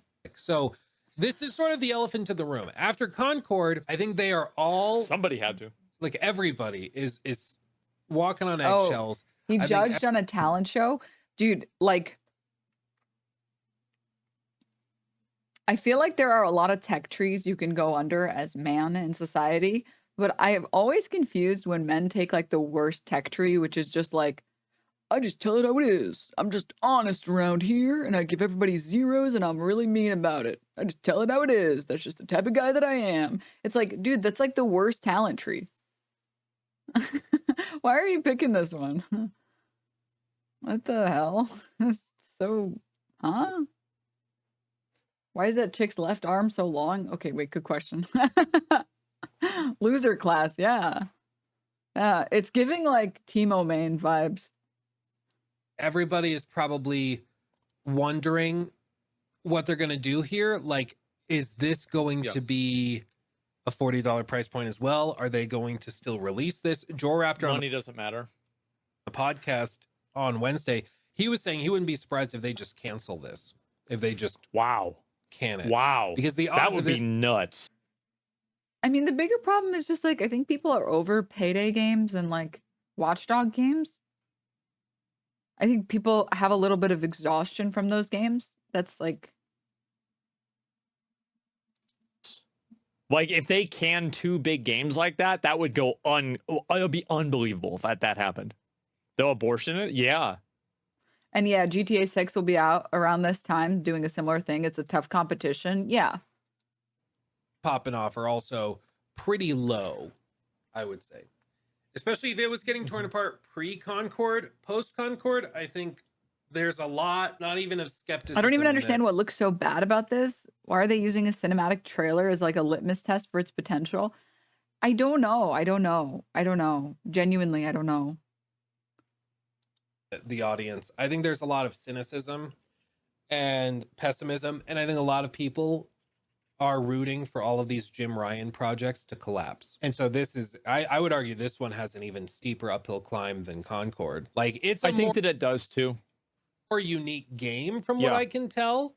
It's not as easy to just be like, oh, it's an Overwatch clone. It seems, at least from this trailer and from the announcement of the acquisition, it seems to be more unique. But I think also after Concord, it hurts this game, like AoE damage. It's the same as like every game that doesn't do well.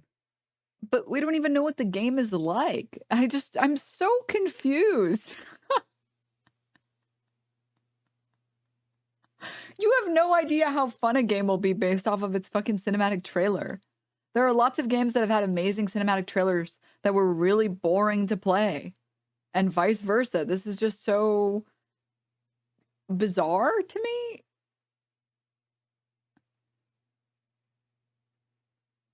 I feel like this thread actually does a really good job of explaining why we keep getting the same type of game. Spoiler alert, it's not because of woke. You can explain most weird AAA game business decisions with the WoW problem. The average MMO makes $500 million when that's 99% of WoW. So investors go, we want an MMO, not realizing the market was for WoW, not just any MMO. First noticed back when WoW was dominant. This is totally true of another one, League. People see MOBAs and they're like, whoa, MOBAs are making so much money. These free-to-play MOBAs make so much money. People want these skins so bad. We must make a MOBA. And then a bunch of other companies make MOBAs that just are not nearly as good, don't have the same vibe, don't have the same, like, oomph. And it's not that people want these games. It's that people want games that feel unique and interesting, that feel like their own game. And that's why Overwatch really took off, in my opinion, for a very long time. It's because Overwatch was like, it felt like a weird blend of a lot of different games. And it was fun. It was like fun to play and it felt new.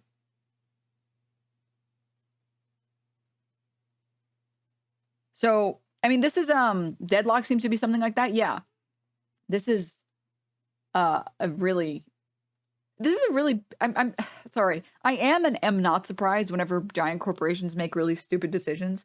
I am surprised because it's like, how do you not have someone on your team that understands these basic concepts? But then I'm not surprised because I remember that these corpos are usually run by like douchebags that think they know better than anyone else, which is why they insist on making the decisions they want to make. Very Trump-esque in a lot of corpos. But more to the point, this is very basic marketing. If you want a successful product or service, you either have to be the first to the market on that thing, or you have to be better. You still have to be pretty early to the market, and you have to be better than your competitors. You have to offer something that other competitors don't offer. If you are entering the market after like, I would say like a 5-year period, your product has to now be exponentially better. I'm trying to think of like an easy example to explain. PUBG versus Fortnite. Perfect. So PUBG had been out for a while before Fortnite came out, if I'm not mistaken, right? When did PUBG, or I might be wrong, but I'm pretty sure PUBG was before Fortnite. Am I mistaken? No, it's 2017. Wait. Why did I think it was before?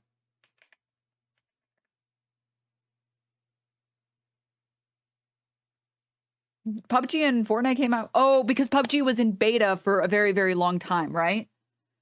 Fortnite Battle Royale came after PUBG. Yeah. I forget that PUBG was like, it was still a like open beta for a very, very long time, right? I never played PUBG. Fortnite didn't even have Battle Royale before PUBG. Okay. So Fortnite saw PUBG. They made this game. The game was okay. They saw PUBG had a Battle Royale that people loved. They were like, oh shit. People seem to like this. This is an untapped market. They saw H1Z1. They were like, people seem to like this. This is an untapped market. We need to do this, but better. They probably spent hundreds of, maybe thousands of hours trying to come up with interesting, unique ways to improve the Battle Royale market. Seems like the best thing they came up with was fast speed building, crafting. And they were like, okay, let's try it out. It's never been done. Let's see. Or it's never been done like this before. Let's see if it works out. And people had never played a fast-paced Battle Royale with like speed building before. And then it was a hit because it felt new. It felt interesting. It felt unique.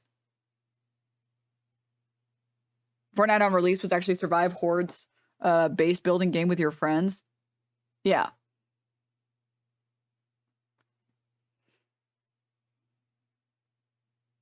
It's the same sort of concept, right? It's just like, I'm sure there were MOBAs out before League came out, right? Probably. Weird exception to the early to market rule. Valorant 20-year late CSGO clone, but everyone creams their pants over it because Riot made it and added Overwatch hero shooter gameplay to CS. No. Oh, well, yes and no. Mostly yes. One caveat I will add is that CSGO very foolishly forgot that women exist. Classic mistake, understandable. And women only play games, competitive games, that don't look like shit. I can say this factually speaking, as a min-maxer, as a sweaty try-hard loser that only wants to play if I'm going to be the best, I don't want to play CSGO because it's ugly as shit. I don't want to play as army man killing... Is that CSGO? I always forget. That is CSGO, right? CSGO is the one with the terrorists or whatever? Am I mistaken? Yeah, I don't want to play as spooky, scary army man killing terrorists in vaguely Arab-looking land where everything is just brown or gray. Looks like shit, man. I don't want to play a game that looks like shit. Okay? Sorry, I don't want to live in male living spaces, and I don't want to play a game that looks like male living spaces. Okay? Valorant remembered, guys, wait. We're making this game. Do we want women to buy our game? And Riot Studios were just like, yeah, fuck yeah, we want women to buy our games. Who else is going to buy the Discord kitten skins? We need people to buy skins for other people. We need to make money in this way, just like we did with League. And then they made characters that don't look like shit. And they actually put a lot of effort into the map designs, and they made the maps look pretty, and they made fun character designs. And I can tell you with I played a Valorant game yesterday. There was only one dude on my team. I've never played a multiplayer game before where there was only one dude on my team. That was crazy. That was insane. The female to male ratio in Valorant is insane. Like, it's actually kind of crazy. Same thing with Overwatch, by the way. How many slurs were there? There actually weren't slurs. surprisingly.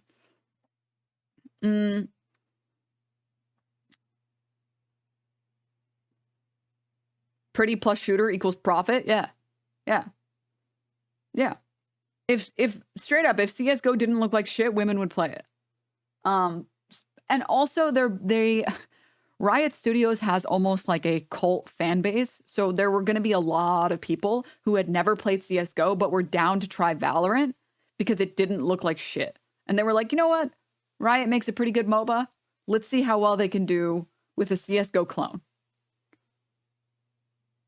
Let's see it. And it's actually pretty fun.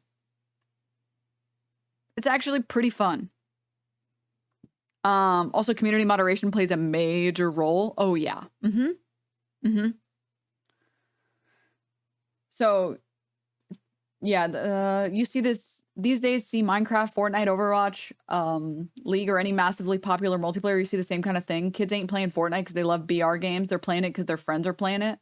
A related thing is the 1% problem, where people will do, quote, conservative estimates of 1%. If we can capture even 1% of Fortnite market, we'll make $100 million, and not realize that 1% is an extreme overestimate. Yeah. 1 million billion %. I never knew toxic gamer girls existed until I played Valorant. Dude, I'm very toxic. I'm very toxic. I only turn my toxic off if I'm playing ranked, because you're not allowed to be toxic to your teammates. Otherwise they get tilted and then they start feeding. But if I'm in a like unranked game or unrated, oh dude, I'm so toxic. I'm so toxic.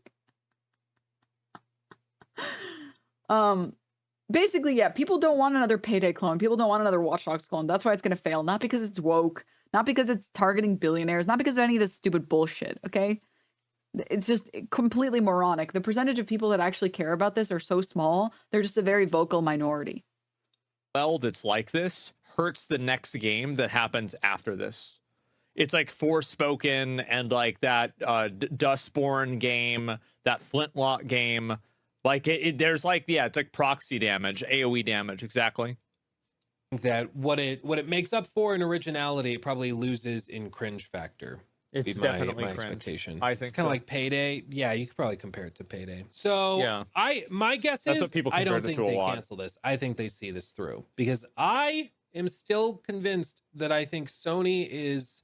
You see it from the devs. You see it from some people on X/Twitter. I still don't think they really get why Concord failed, because I think it's really the reason why they don't get why Concord failed is because they're not allowed to. The reason why the game failed is because it appealed to an audience of people that are obnoxious and weird, and they're actually a much smaller minority than what was projected. That's the real reason why Concord failed. But journalists and people that are in the industry can't acknowledge that, because then that's siding with people that are perceived as racists or bigots or Nazis. So like the problem is like, how can you solve a problem if you can't? I have to go back. Concord failed. But journalists and people that are in the industry can't acknowledge that, because then that's siding with people that are perceived as racists or bigots or Nazis. So like the problem is like, how can you solve a problem if you can't even say what it is?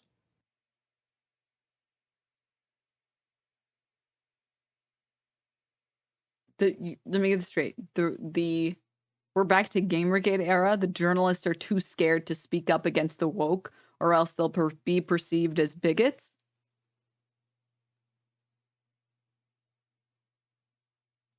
Did you consider that the journalists don't think the same way as you do? Little eyebrow raise, like he says something like he cooked. Wait, what? I saw these handles. You can't. And that's the reason why it's happening. And unfortunately, like you see, yeah, they're handcuffed, right? And this is the same thing. Like we've seen so many games that do this. And it's like, well, why does this happen?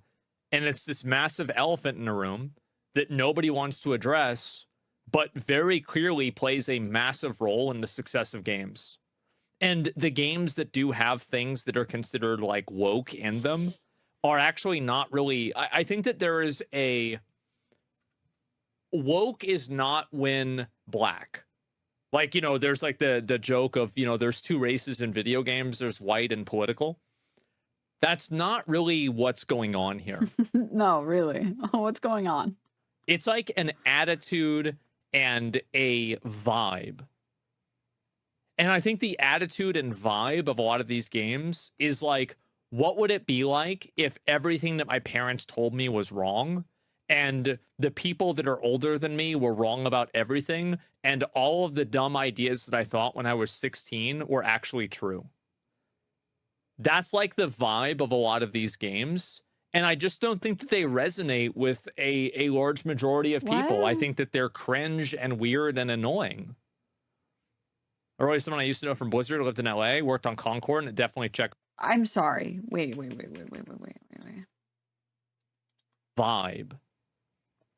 And I think the attitude and vibe of a lot of these games is like, what would it be like if everything that my parents told me was wrong, and the people that are older than me were wrong about everything, and all of the dumb ideas that I thought when I was 16 were actually true?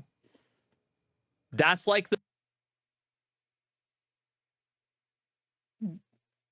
The games are failing because the vibe of the game is that of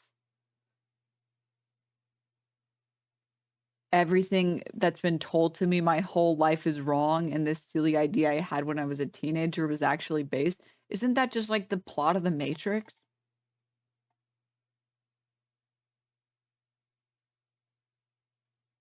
What?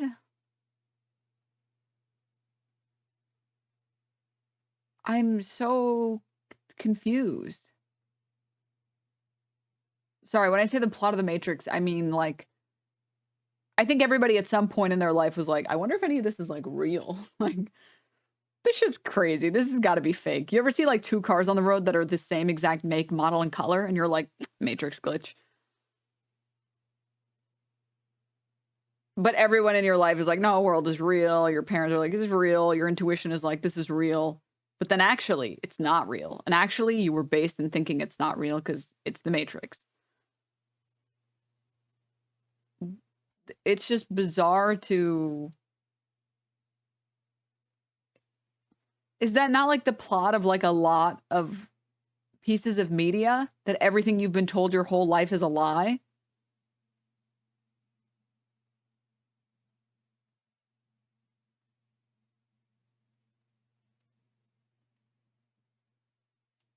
the vibe of a lot of these games. And I just don't think that they resonate with a large majority of people. I also don't know how that's this vibe. I don't understand how this vibe applies to this. I think that they're cringe and weird and annoying. Or someone I used to know from Blizzard, lived in LA, worked on Concord, and it definitely checks out. There it is, right? Yeah. I think you should put it off right now. There's a market for a game right now. Recent heist games like the new Payday are not really a success. Maybe it can work. Has it ever occurred to you that maybe the reason why they aren't a success is because the model isn't really that exciting anymore? You misunderstood him, Denims. Could you explain it to me? Oh no, I totally believe Asmongold.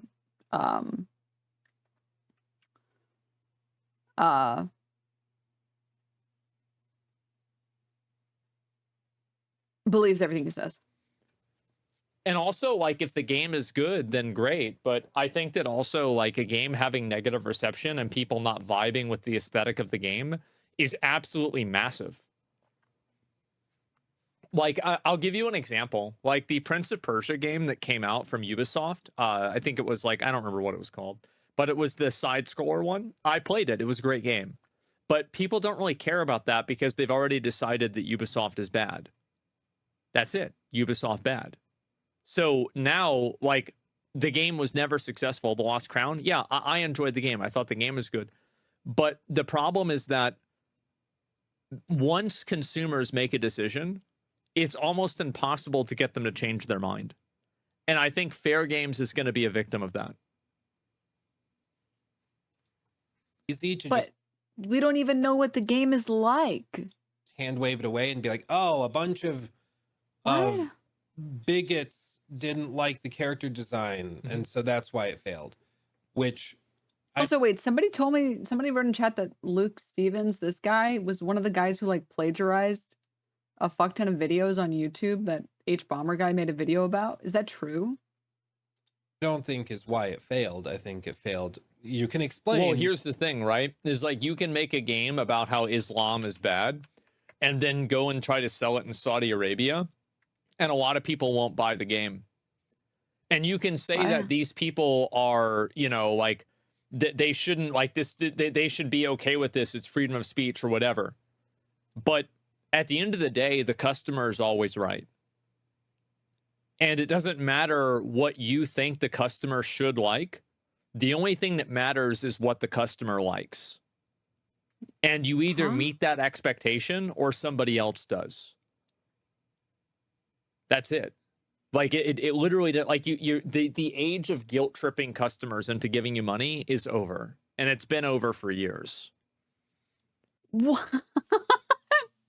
What is going on?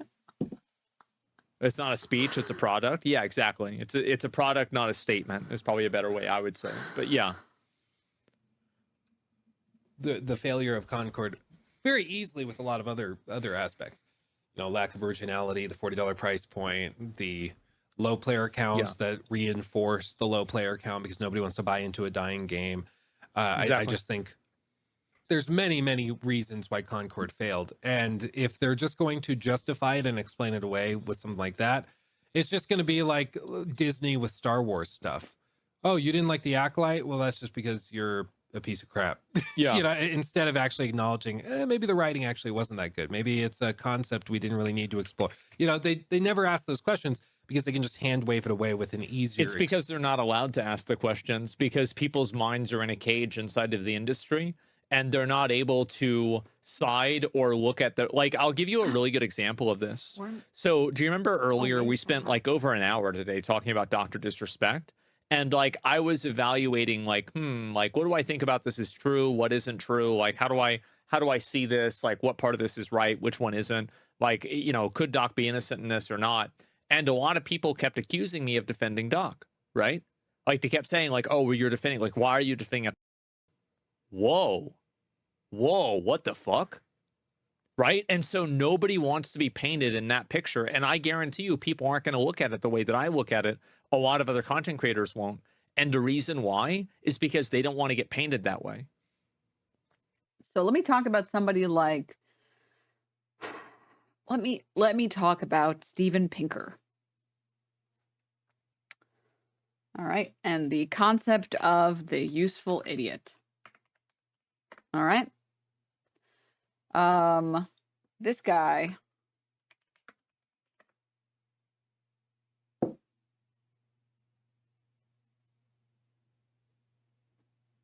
Hold up.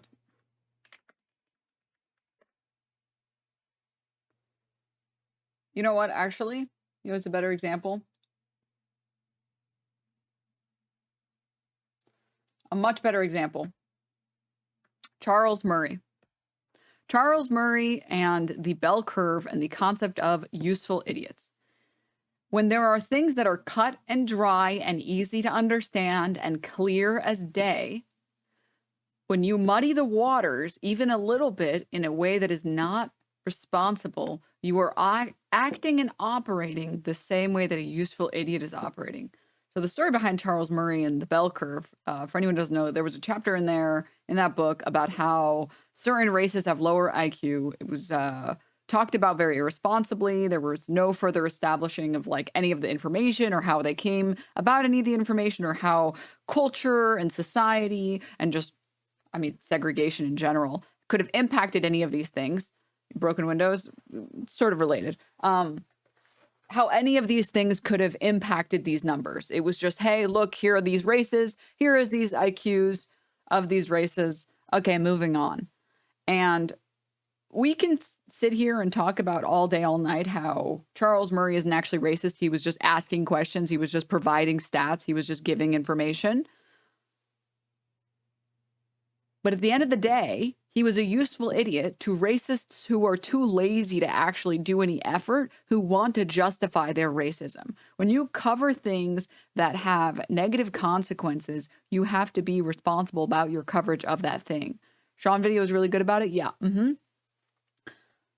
It's the same sort of idea here. Dr. Disrespect admitted to it. He admitted to messaging the minor on multiple occasions. He admitted to it in his tweet. He admitted to it when he edited the tweet and then edited it back. 76 Hornet, thank you for the prime. And then he admitted it again in his video, in his comeback video. Okay? There is no maybe, there's no if, there's no and or but, there's nothing there. The dude was trying to talk to minors as a 34-year-old or 35-year-old married with a kid.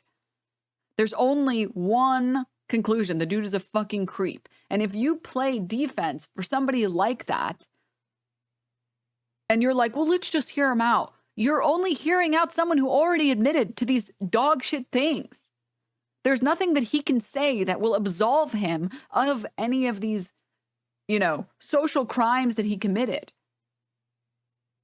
It's very cut and dry. And you giving him any credibility at all is going to cause people to call you one of his defenders, to call you a defender. Because at the end of the day, you're playing defense for a guy who literally admitted to it. And there is no benefit in society to being like, well, I'm an intellect and I really want to break this. I really want to break this down here on an intellectual level. Because you're not doing that. You're just giving ammunition to people who want to defend the. That's it. Mayor cat. And that's why people call you that. It's just, there's a lot of talk about accountability and there's a lot of talk about, consequences for your actions. But for some reason, it always goes unaccounted for here. When streamers or content creators or people online are like, I only thought that I would extend him the courtesy of letting him explain himself after he already admitted to doing the thing that everybody dislikes him for. And now everybody's calling me a defender. It's like, dude, I don't know how to tell you this. There's consequences to your actions. You're going to do this shit, which is effectively defending a because you already know he admitted to it multiple times. People are going to call you that. That's what's going to happen. That's the reason why. And so it's the same in this industry where it's like, you can't address this problem because if you do, you speak it into existence in their mind. It's an extreme mindset. Exactly. And so this is why it's continuously doomed to fail. Excuse to make. And I get the feeling that Sony is still making those same mistakes and that things haven't really shifted or changed for them in any noticeable way. So I expect we still see this. I expect we might even see Somebody says most people can't afford to say what they think. You're exactly right. Like, I'm very lucky personally that I can have opinions that are totally in opposition of my audience all the time. And even especially the internet at large. And I can do that and still be massively successful. Like, I don't think you guys, like, we got to go back. And even especially the opinions that are totally in opposition of my audience all the time. And even especially the internet at large. And I can do that and still be massively successful. Like, I don't think you guys, like, I don't ever think that it's lost on me how lucky I know that I am that I can do and say what I want to do and say for almost the most, like, the completely, right? Like 95%, 98%. There's only a handful of things I can't do. In opposition of your chat, yeah, absolutely. Like, I can conflict with my chat all the time. And I'll tell you the secret of that. The real secret of why I'm able to do that is because I never stop. I never stop making content. And if this video made you mad and you fucking hate me, there's going to be a video in 4 hours, and that one you might like instead.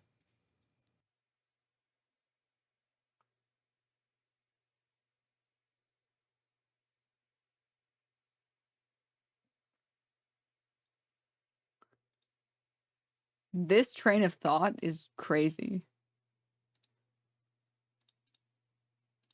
We got to go back. We got to go back to the beginning of that thought. Totally in opposition of my We got to go back. Sorry. excuse to make. And I get the feeling that Sony is still making those same mistakes and that things haven't really shifted or changed for them in any noticeable way. So I expect we still see this. I expect we might even see Somebody this. says most people can't afford to say what they think. You're exactly right.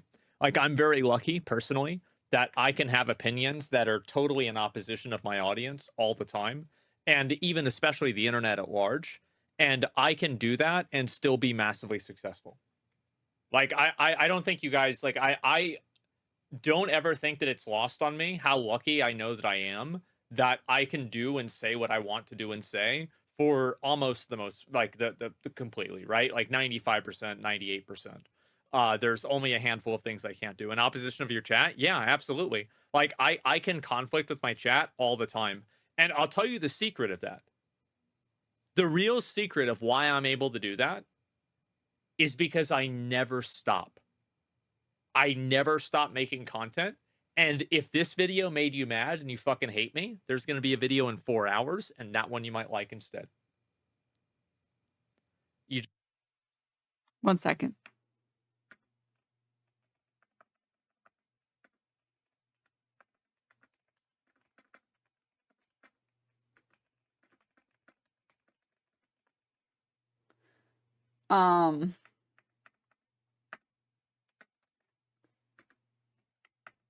This is like this is actually unironically, dude, like what fame does to your brain.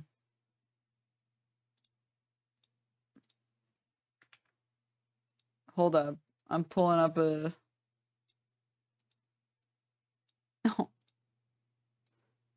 that you can say this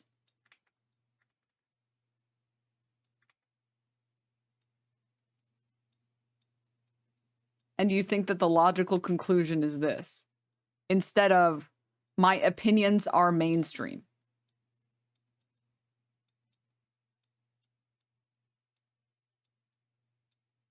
Oh my God, my handwriting. I'll just do a new text bubble.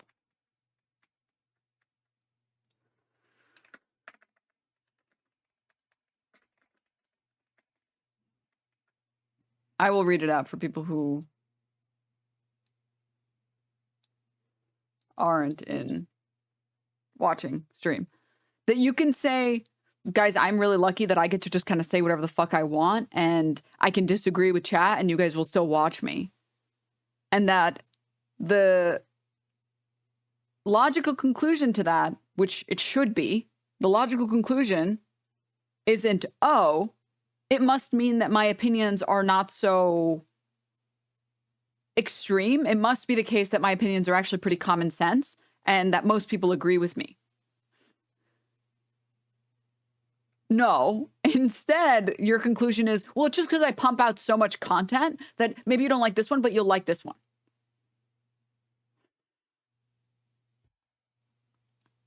This is, it's actually crazy to me that you can have this thought and the immediate thought is not, my opinions must be mainstream.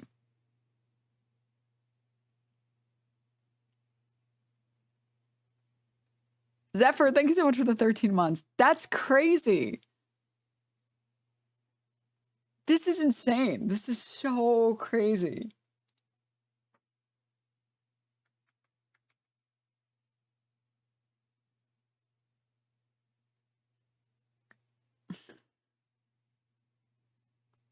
His opinions also don't vary much from video to video, so this doesn't make any sense either.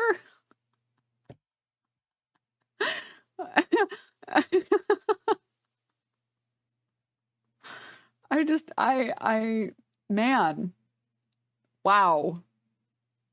If he had opinions that were in the opposition of his audience, why wouldn't additional content mean additional opinions in opposition to his audience? Yeah, it's just not.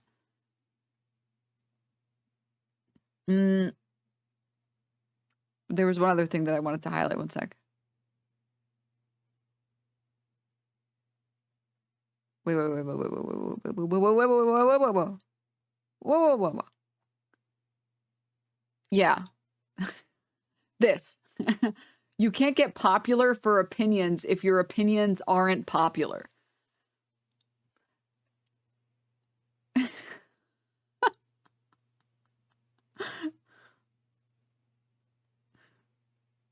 Simple as. And yet somehow he has deluded himself into thinking that he is such a free thinker and his opinions are so against the grain and so counterintuitive and counterculture, but people watch him just because they love his rhetoric or something. This is so insane that he thinks that he's like this like thought-provoking philosopher and not the most obvious answer, which is, oh, my opinions are actually pretty reasonable and sane. And that's why people agree with that. This is this is peak I am mommy's special boy. Oh my God. I am such a free thinker. Capitalism is good and China is bad. Like, what?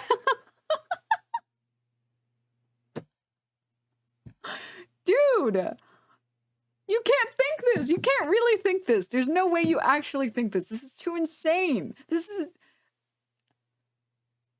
That's crazy. I'm sorry. That's insane to me. You just banned them? I did. And also it works really well. Yeah, I would just ban them. Yeah, you're true to your convictions. Yeah, even Now, I will say, I don't necessarily think that a good argument to his stance is to be like, well, you just ban everyone you disagree with, and that's why everyone agrees with you in your audience. Only because there is a valid reason for banning people in your chat who disagree with you, which is that they sidetrack you like crazy and they get on your fucking nerves.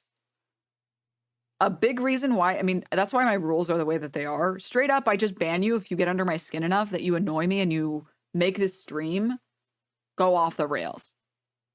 So I think obviously you're allowed to, but I think that there are reasons beyond I want an echo chamber to ban people that disagree with you. Because there have been people in here who've disagreed and I keep them in here because they just don't get under my skin.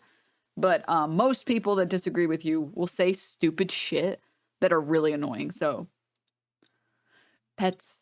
even if everybody disagrees with it. I mean, right? I've banned people who agree with me because they're doing it in a way that's annoying. But we don't talk about those people. And so that's the reason why it works for me. But for a lot of other people in the industry, they can't do that. Showcase is happening. Not showcase, state of play. Sony is going to be doing a state of play to reveal the PlayStation 5 here in September. And when they do that, so I think they're going to reveal like Death Stranding 2 running on the PS5 Pro. I think they'll show they'll probably they're going to do PS5 Pro. I think like that. But I think they're also going to have a trailer for Fair Games. Mm-hmm. And I think that's why it's a state of play and not a showcase, because I think they know if they were to do that, it would probably not go over too well. Yeah.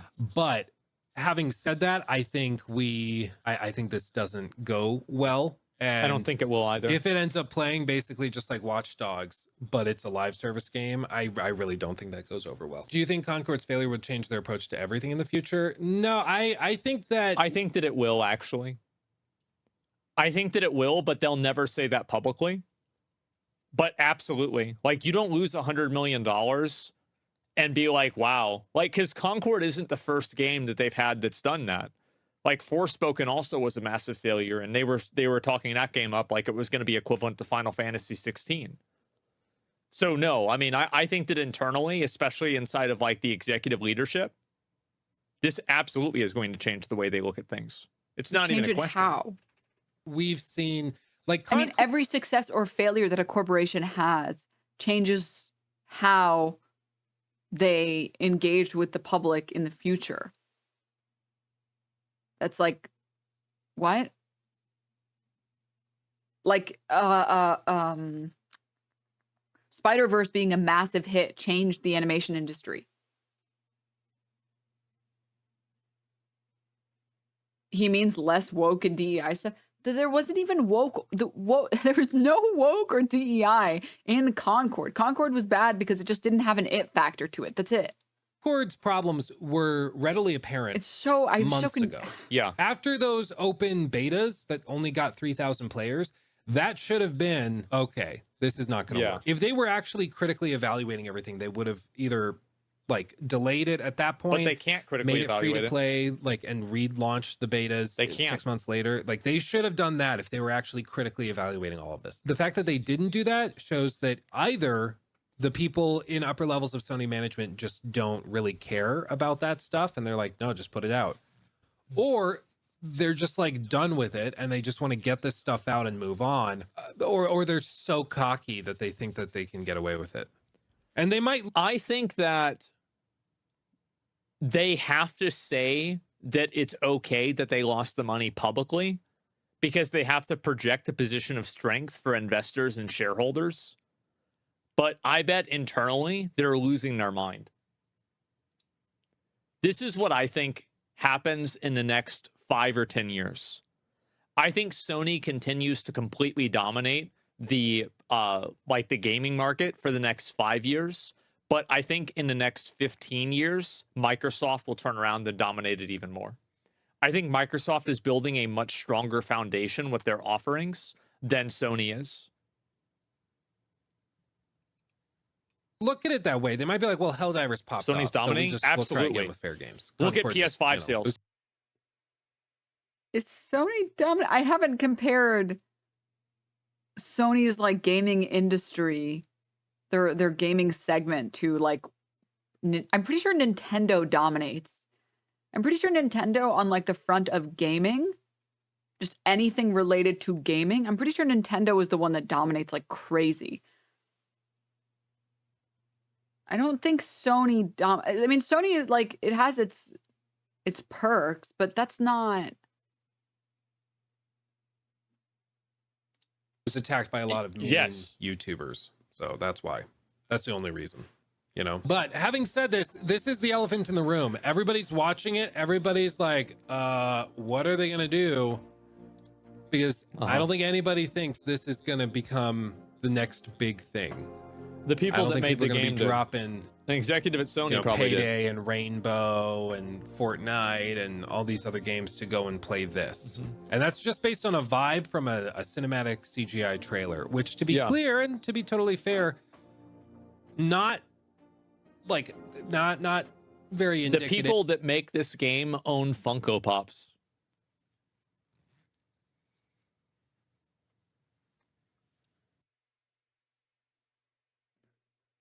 What?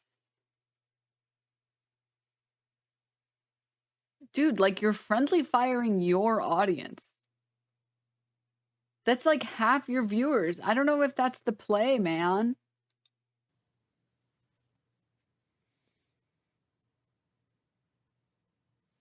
I mean, is there anything else we need to say?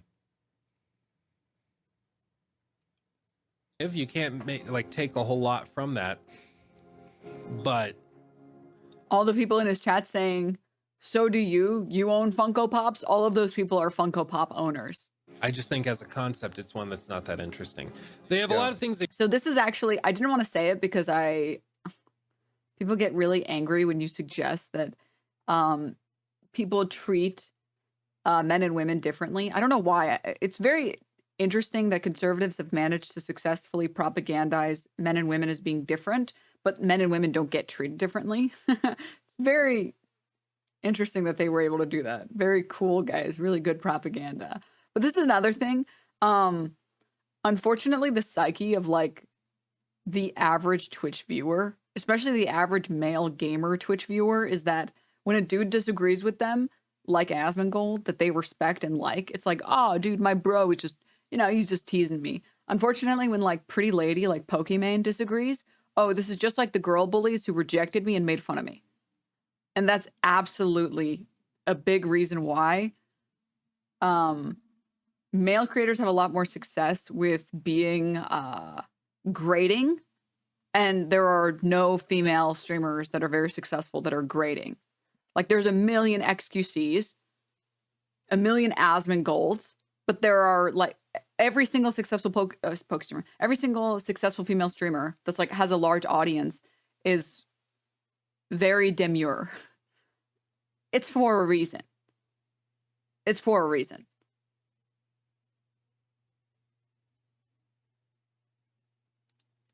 they show in the trailer, like the ability to grapple onto these different objects. You can see them using it to grapple onto the truck and swing up. So presumably there's going to be some actual traversal with that, where you can use it to climb fences or up buildings and stuff. You can see here it's used to grab a robo attack dog. Here they use it to grab panels of Super like mirrors exciting. to reflect the lasers back off. Mm-hmm. Here you'll see him using it to grab onto like a tabletop, a countertop, whatever, to use as a shield right here. So it seems like there are some interesting dynamics in terms of gameplay, but is that enough to shake the cringe factor? I honestly don't know. But again, this is a game that absolutely not. Vibes matter so much with games. It's insane how much it matters. Sony's been involved Like in from Helldivers was carried by vibes.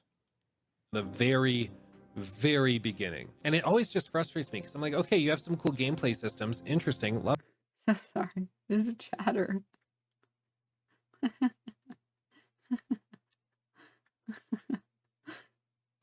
When I suggested that like that men and women get treated differently, and men and women are different, and therefore male streamers and female streamers get treated differently.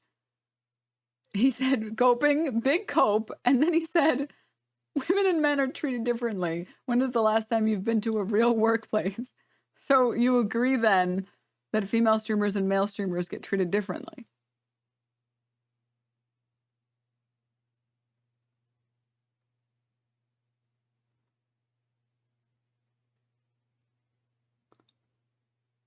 You never said streamers, you said people are treated differently.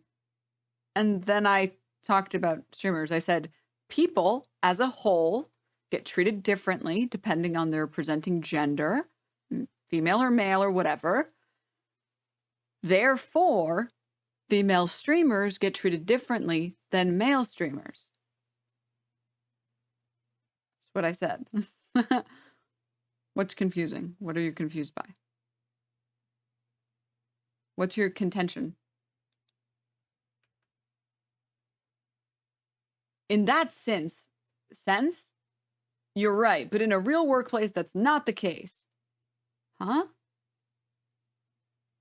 But you wrote here, women and men are definitely treated differently. When is the last time you've been to a real workplace? Wait, so do you think that they are or aren't? What? What? I'm sorry. What, are they or are they not?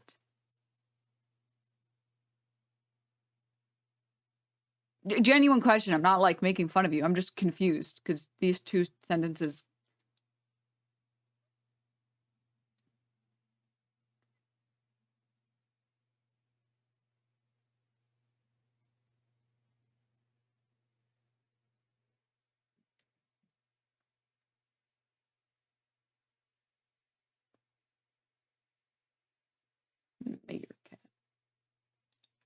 What happened?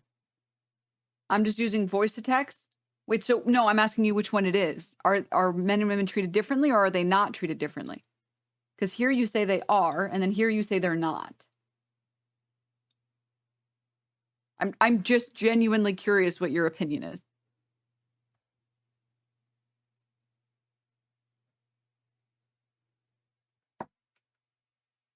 They're treated differently everywhere, to be honest. Women are always sexualized. Okay, so they are treated differently. So what was I coping about?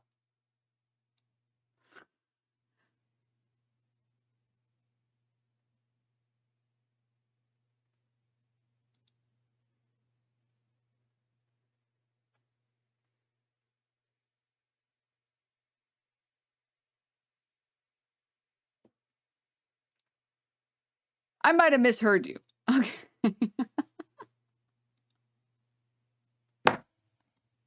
Love that. Why did we have to go with like the most cringe All right, okay. corpo? We're relatable. We're just like you. We hate the rich. Moving on. Meanwhile, we spend Because the people that are making it are cringe and unrelatable. I'm very much an Occam's razor kind of guy. The simplest answer is most accurate, is most often the accurate one. Why is the game cringe? Because the people that are making it are cringe. It's not Occam's. Razor. Easy. I'm using text to speech. $200 million Hey on Siri, send message, all caps, big Coke, send message. this game, and our, you know, we talked about this launch with the executive team on a retreat to now. Occam's razor would suggest that people don't like the game because it's not fun. That is the simplest answer. The simplest answer for why a game won't succeed is because it's not fun. Not whatever the fuck he said. That we all flew our private corporate jets to. It's just like, I don't know if they just think, I think it really reveals how little they think of you as a gamer. Like, they really do think that you're gonna be like, oh yeah, eat the rich. Yeah, I play game where I beat up the rich people because Oh, I get it. I get it. He's using the stupid voice to let me know who's the dumb. rich people stupid. And they really That's think absolutely the way they think. That is. And I don't think it's because they think that you're stupid. I think it's because they're that stupid. They're the ones that are stupid, and they can't see that they're stupid, so they just assume everybody else is too. Because they live in a bubble of other people that are stupid in the same way, and they think that they're the majority because everybody's afraid to tell them they're not. I fully disagree with that. Everywhere you read is eat the rich. They are listening. No, everywhere you read is not like that. What is going on? This dude? is just What a handful of going angry on? people on Twitter. That's all. like you're not going to realize who the game is coming from, and like you're just going to go along with it. It's just dumb. Yeah. But we'll keep an eye on it. I have a feeling we'll find out more in a couple weeks. There is the potential that they delay that reveal. If we don't see Fair Games next, like at the next PlayStation event, I think the odds are pretty high that they're maybe doing some serious introspection after Concord. So I think that would be a good sign. Weirdly enough, if we don't see it, I think that's a good sign for it. But if we do see it, I think it's going to go exactly how you would expect it to go. Luke is a Stanley Cup girly. Okay. I think it's going to be a massive failure. I'm going to be honest. I think these games have... It's going to be a failure because people are tired of like payday games. They don't want those games anymore. People want unique, interesting games. That's what people want. And that game does not look unique. It does not look interesting. It does not look... It just looks cookie cutter. And people don't want to play cookie cutter games. Have already... Like in these vibes of games have already proven to just not really go well in the market. And people just don't like them. And I don't know how many games are going to need to fail in order for that to be proven. Now, the big question, you're right. Will IGN rate this game a 7 or an 8? What do you guys think? A 7 or an 8? I mean, it's very hard to say. You think a 9.5, a 9? Oh, wow. Gamers are so oppressed. Sometimes IGN puts ratings for games that aren't accurate. Wow. That's adventurous. 8 points. Can I say something? I'm going to say something. It's low-key kind of like beta cucked behavior to go check what IGN says about a game. I think I've checked what IGN has rated a game like maybe once in my entire life ever. I don't know if I've ever read a single game review from a journalist. I genuinely don't know who reads those because I don't read it. I go to Steam. I search games that I want to play by checking the genre. I go through the games and I check the reviews. Overwhelmingly positive. Okay, I'm down. And then I play it for an hour, and if I didn't like it, I refund it to Steam. I genuinely have no idea who is the type of fucking low T, beta ass, cuck ass waiting for a journo to put out a review for a game to decide if they like it or not, or to get angry or not. I couldn't even tell you what the IGN review of a single game is. I don't know, because I've never kept up with it, because I don't care.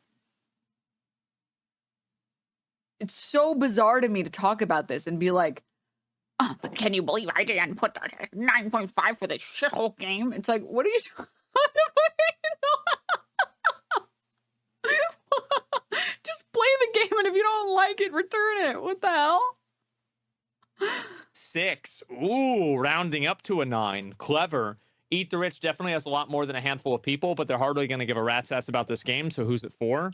Most of the people PC Gamer reviews were relevant when I was a kid in like 1998. Yeah. think Eat the Rich are just mad because they're not able to pay their student loans. Like, they don't really think this. They don't actually have any viewpoints about this. They just wish they had more money and they're mad about it. Like, that's literally all there is to it. This isn't some sort of grand design or some sort of fucking philosophy to them. They just want every user on Reddit and Twitter. Yeah, exactly. There's the video, by the way. This guy was right. There were some things I disagreed with him on, definitely, but overall, I think that he had a great viewpoint on this, and I think that I think this fair games. I'll play it, you know, like the same as, I mean, I did promise I'd play Concord. I didn't play Concord, so I did break one promise, but I did do Outlaws. So hopefully I'll have time to play this when it comes out, okay? And we'll give it a real shot, and we'll see what really happens. You'd be surprised how many people say it. It's indeed nothing new. Well, the problem is that you'd be surprised how many people say it, but I think you'd also be surprised about how many people are like, they roll their eyes on it. They're like, oh God, not another one of these, right? Like, yeah, oh geez, it's another one of these people, right?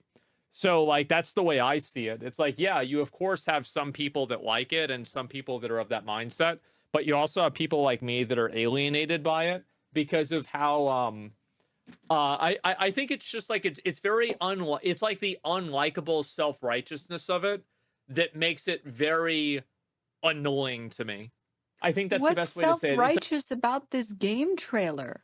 What's going on? Did we watch the same trailer? I feel like some people just get mad to get mad. I don't understand. And Kat, thank you for the Prime. It's like, yeah, the unlikable self-righteousness. So annoying. I'll be right back.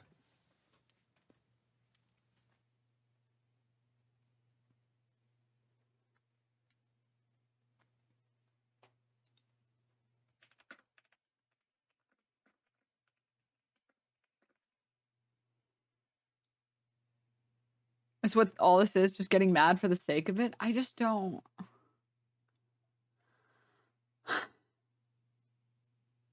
I just don't understand. I just don't understand. I just want to understand and I don't understand.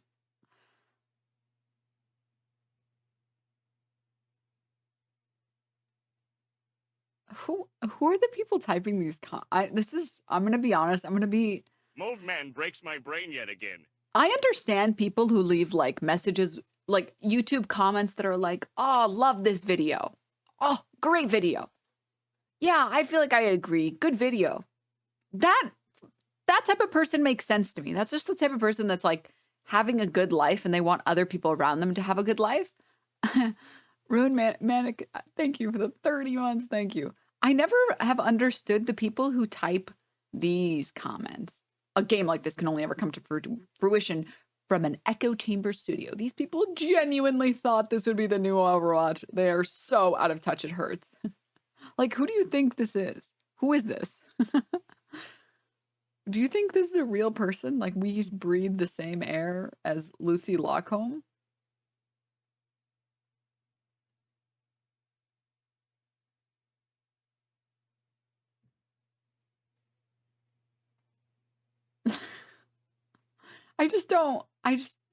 I'm so confused, man. You have to watch the redesigned Concord character video. It's pure gold. This one? Oh boy, oh boy. My contribution to the dogpiling of the Concord demise. Lovely. Oh no. Let's see it. Oh, Hey everyone, no. this is Critical Art 64, and today I'm going to redesign some characters What a video intro. from the mega flop Wow. Concord. A game Wow. with character design so dull and unappealing that the game died within a week. This game seems to have followed the Cartman school of design, Put a ticket in, make a name and gay. and I think I could do a better job. So what I'll do is break down the designs a little Weird bit, soy explain version? my concept sketches, and show what a render of Added with vitamin B12. Oh god. my design would look like in 3D animation. Yeah. I decided to start off with the three most visible characters, Baz, Amari, and Daw. Okay. Looks like I have my work cut out for me. This cast looks like a bad Guardians of the Galaxy cosplay. Like they're in a Jesus. movie called Monitors of the Solar System. First up is Baz, That's right. who sort of looks like What? This character design looks fine. This was like the actual only good character design that actually looked good. if Thugnificent from the Boondocks had an aunt who Racism. It's giving Iman Khalif is a man. Excellent. Let's continue. wants Blackula's, or if Whoopi Goldberg played Morpheus in The Matrix. Jesus. If you think she looks kind of mannish, that is not a mistake. It is because she's in fact based on a transvestite singer. You can go ahead and look that up. You know, and her weapon is knives. So she throws knives and does like flippy doos. Okay. Nothing about her design suggests that Oh, shit. it's very bulky. She's wearing shoes that look like boots designed to play basketball in. You know, I never really looked at the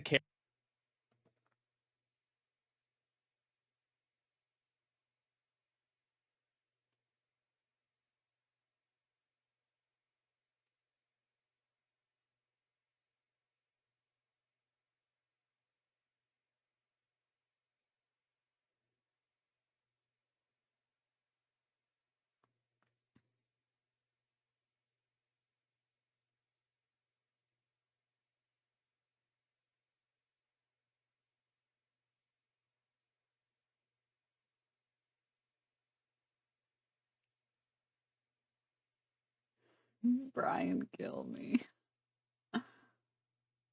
Brian, kill me. Kill me. I hated every part of that. I hated every second of it.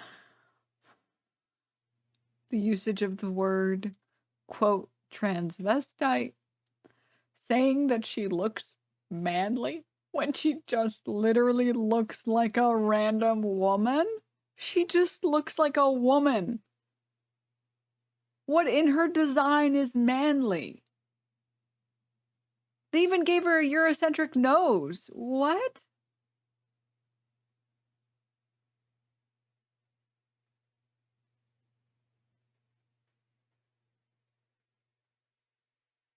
Also, her design is like as in line with like any other video game character designs. Have you ever looked at the video game designs in Overwatch? They're very silly, okay? Sigma got his whole fucking dogs out. He got them piggies showing. Okay, video game characters are known for having fun, wacky designs. Her shoes look fine. They look whatever. Look like boots designed to play basketball in. You know, I never really looked at the characters. I never really started actually investigating every piece of clothes. Yeah, this is ridiculous. It is. It's absolutely ridiculous. Not very good for running. And, you know, the small glasses and the big hair are very unflattering to the face. Here's my concept sketch.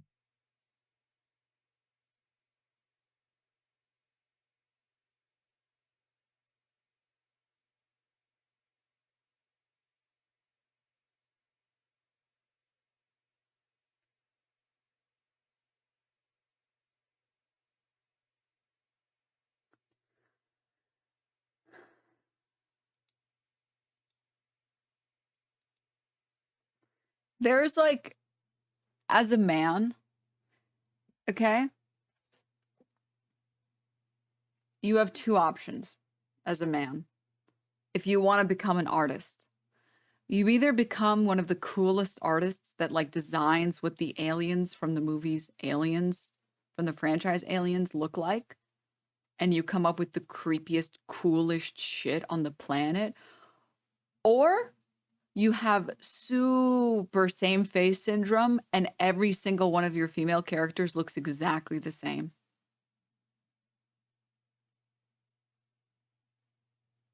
That's it. Those are the only two trees that you have as a man, as an artist. And it's sad. It's like really sad because I forgive amateur artists or people who are still learning how to draw. Like, I forgive those people for having same face syndrome. You still don't even know what you're like. I would never mock, like, for example, PewDiePie in his first like 3 months of drawing that his characters look similar. That's going to happen because, like, you know, you're still learning. You have to learn how to do one thing before you can start branching out. If you're at the point where you can do this, it's over for you. It's actually over for you. I think for me, it's just, it's such a telltale sign of like, an underdeveloped brain. It's the equivalent of like going to a 5-star restaurant and being like, can I have mac and cheese and chicken nuggies? Or like, do you want to try the beef tartare? It's really good. No, I want my chicken nuggies. Anything else is a little too scary for my palate. Whoa. Whoa. Well, surely you want to try this like really good steak. You know, this filet mignon is like top of the class. No, I want my, it's scary. Well, would you like maybe some sashimi? You know, it's really fresh. It's really good sashimi. Whoa, raw fish. Ah, scary. No, I can't eat that. That's sort of the vibe that I get from this. It's like, wow. You just like, there's a piece of your brain that's missing. That can't appreciate anything outside of just this This one. guy has big femoids, don't have facial hair energy when looking at the horizon Forbidden West renders. What a loser, KEKL.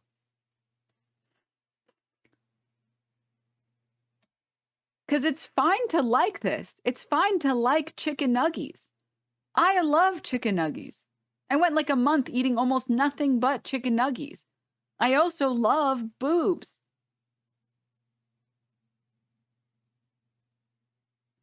But when every time you get served something that isn't chicken nuggies, you throw a fit and demand you get chicken nuggies, your brain hasn't developed, dude. If you've been fed booby characters exclusively for almost your whole life, and the second someone gives you a character that isn't wearing like a thong, you're like, I gotta redesign this. Where's the thong? Where are the breasts? Your brain is underdeveloped, man. Edge. Okay. Now this is actually Yeah, this is good. Yep, I like this one. This is great. I never realized this was a thing until I was character creating in Baldur's Gate 3, and I was like, damn, dudes really lack imagination. Yeah. All right. Okay, now we're getting into it. Don't understand how this is the mockery to even the communities to try and stand up for. I don't even know. I mean, I who knows? one of the better designs in Concord. So I kept most of the ideas. First, I cropped her coat. I cropped her coat because she has such big shoulder pads, and when you exaggerate something, I'm so you kinda sorry. wanna I'm gonna say it. She straight up looks like a prostitute now. take away from somewhere else to create a sense of balance. He made her look like a It hooker. also makes her look less cumbersome, and I made her Yeah. shoes more like running shoes to show that she is a much more agile character and that she would use blades. And I would have it to where like her gloves can like charge the blades with like kinetic energy, so she could just shoot them like ballistic knives. Yeah, sure. That sounds You know, cool. I feminized the face and made her design more sleek to make it more obvious that she's an acrobatic knife thrower. Yeah. I imagine her being like a sassy bounty hunter. Here's the before and after. I don't know That's about pretty you good. guys. I know which one I would pick. So that's Yeah, I mean, I don't know how a lot of This one's like 10 times worse. Oh, God. Oh, God. Don't get me wrong. I think there are features that can be improved on this design. This is worse, though. these designs got approved. It will forever be a mystery how this happened. one down. Next up is Amari. And she sort Let of me looks- guess. Wait, hold up. I can draw it. Hold up. 1 second. You'll have to excuse me since I don't have my tablet with me, but one moment. Whoa, too manly, too manly.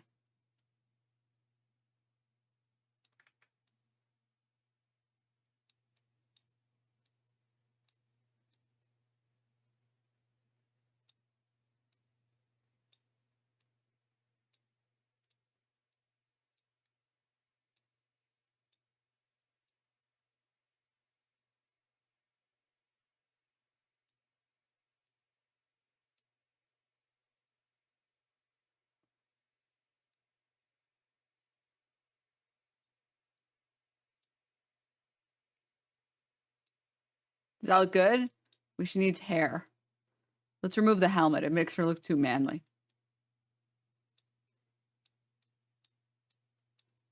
Well, we got to keep some features, right? Oh. This is the gun.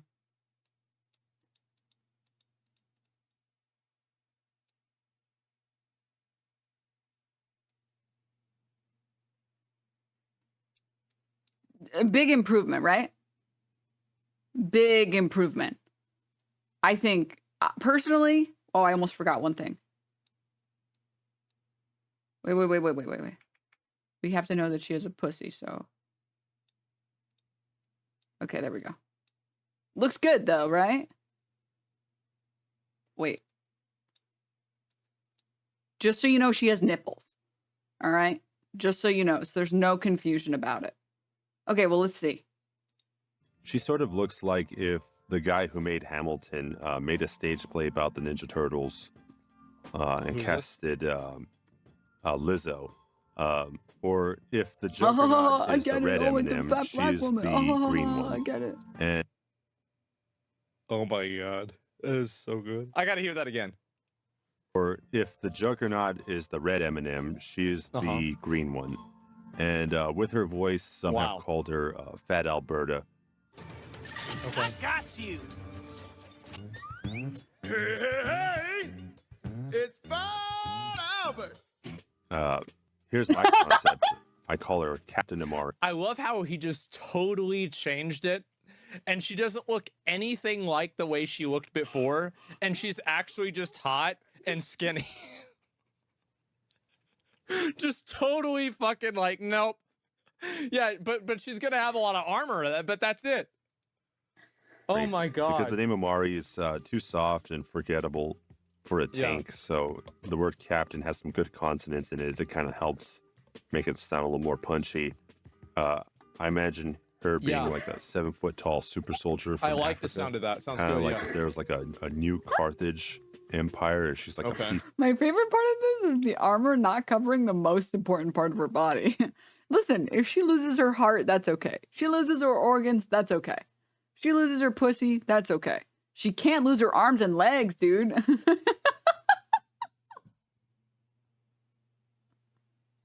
I got pretty damn close, I'm not gonna lie.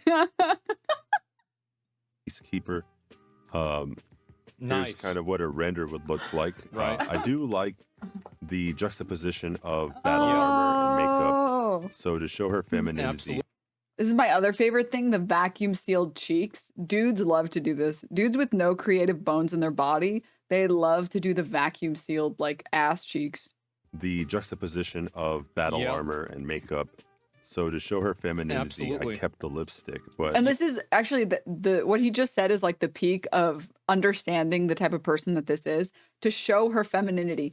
TLDR, there are no women that are allowed to exist in media, in video games, or even in real life unless they give men boners, specifically these men.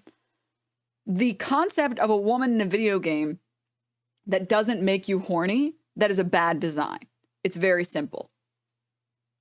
The men can be they can be designed in very interesting ways. They can have fun get-ups. They can have cool abilities. They can have interesting, entire interesting fucking just designs in general. But if the female character doesn't make me horny, her design failed. And this is why a lot of media that... I'm not going to go that far. Well, you guys would know what I'm talking about. Bro, look at the chat. Yeah, sit on my face.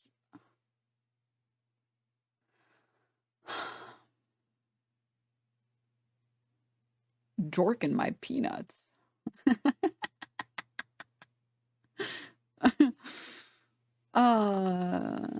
Yeah, I changed the shade. great idea. And to something a little less ridiculous. And I gave her like a lacy bra. I gave her something a little less ridiculous. So you see Really the good idea. juxtaposition there. Very Here's the before and after. great design decision there. Like amazing, really good attention to detail. Absolutely. Yeah, Sony needs to hire this guy. Hey, maybe Concord 2. Maybe they'll figure it out with Concord 2. And you want to know the Isn't it good with saddest thing? These games don't do well. There are a million games with characters like this, and they don't do well. Weapons though? No, clearly. And as you can see, I moved away from the big bulky armor and went with more of like power enhancement arms and legs. The other problem with this, by the way, guys, is that with this mentality, you can never have female tank characters.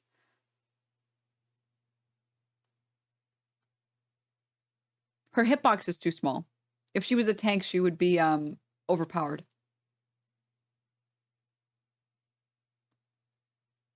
She literally needs a bigger hitbox if she's a tank character because she has more HP. Giving her a small hitbox makes her overpowered, which means you have to reduce her HP, which means you have to remove her from the tank category. For the male gaze, yeah. I'm really sorry to tell you, but women don't like playing ugly fat characters either. Has that ever Asmon, woman understander. Yeah, weighing in. Please continue.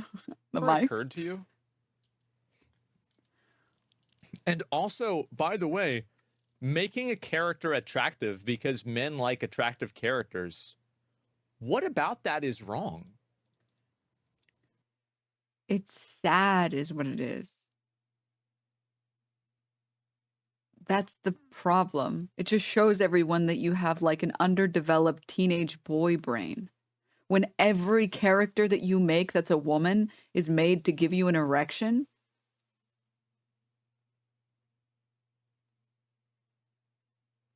It's sad, bro. Women aren't asking, and people in general, artists in general, are not asking to remove Widowmaker from Overwatch. They're saying, hey, can we have Widowmaker, I don't know, and Zarya?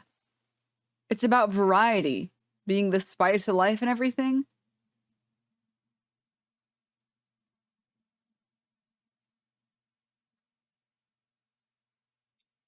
Like, isn't Leon from Resident Evil really hot? I mean, Leon from Resident Evil is very hot, but he's also not like, he doesn't have his cock and balls out. He's not wearing like a fucking, he's just wearing normal clothes. He's just wearing a t-shirt and some shorts. I wish he did. But then they also have characters in there that are not very hot, like Chris Redfield. I feel like Dante from Devil May Cry is really hot. What? This is, by the way, if you still don't think this is absurd, if you still don't understand why this is absurd, this would be like me saying, you know, personally, Overwatch 2 is really failing because Roadhog is too fat and ugly. Yeah, if I was going to make Roadhog, I would say, here's a couple changes I would say. First of all, he's got to lose the fat and the mask. I want to see his beautiful, sexy face. Okay, so like, pretend like this is a hot, sexy face. Okay, and then we need like some giant arms, some nice big pecs. All right, Dorito bod. Okay, nice, excellent. Some nice, juicy, succulent nipples, obviously for the ladies. Okay. All right. And also make every other male character look exactly like that. Oh, yeah. Sorry. Hold up. 1 second. He's got to have a huge bulge, obviously, for the ladies.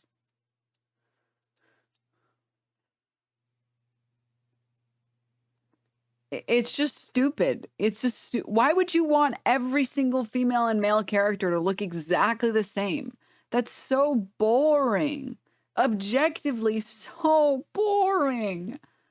Oh my god. Why would you want? Yeah, I don't want to play like the Resident Evil story as some fat guy with a fedora. No way. And so people love seeing characters that look good and that look attractive. I mean, it's nothing that's crazy or unique to a gender. And I don't think that there's anything wrong with making a character really hot. And like, the idea is that if the character is made for men to think that it's attractive, it's bad. Like, what? Who the fuck decided that? Maybe her skin's kind of partially bulletproof since she's like an experimental super soldier. Yeah. But last but certainly not least is Daw. He looks like if Ned from Spider-Man went on a ski trip to Gay Mountain. They gave my guy a girl face, like they gave him girl face proportions and like the craziest fupa I've ever seen. That is crazy. Like, why? Who wants to? Like, can you imagine going to Comic-Con and Anime Expo and seeing somebody cosplay this character? I mean, like, I mean, yeah, you don't let's- have to imagine. my There guy are a- lots a- of dudes that just look like this, that show up to conventions looking like about this. Like, what are you even? There, half of them are your fans, dude. Girl face, like they gave him girl face proportions and like the craziest fupa I've ever seen. That The is problem with this is crazy. like the outfit is ugly. That's the problem. Why? Who wants to? Like, can you? It's the same reason that like Roadhog as a character, Roadhog's character and his character design works, despite the fact that his fucking fat gut is out in the world for everybody to see. It's endearing. Wanna know why? Because it's a sick ass fit, dude. Because the fit goes hard. The problem is not that this character has girl face, or that he has a fupa. The problem is that the outfit looks lame as shit. Imagine going to Comic-Con and License Anime plate Expo as a and seeing as a somebody cosplay this Belt character. is fire. I mean, like, This is so sick. yeah, let's be honest. It's not going to happen. People don't want to cosplay a character like this. He's visually grotesque. Yeah. You know, as a brown guy, this is very upsetting. You know that we now are in a climate where you know you can't have a prominent character that's Fucking picture.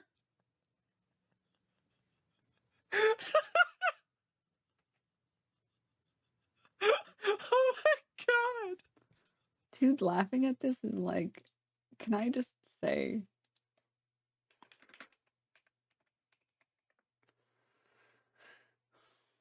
it gives this energy.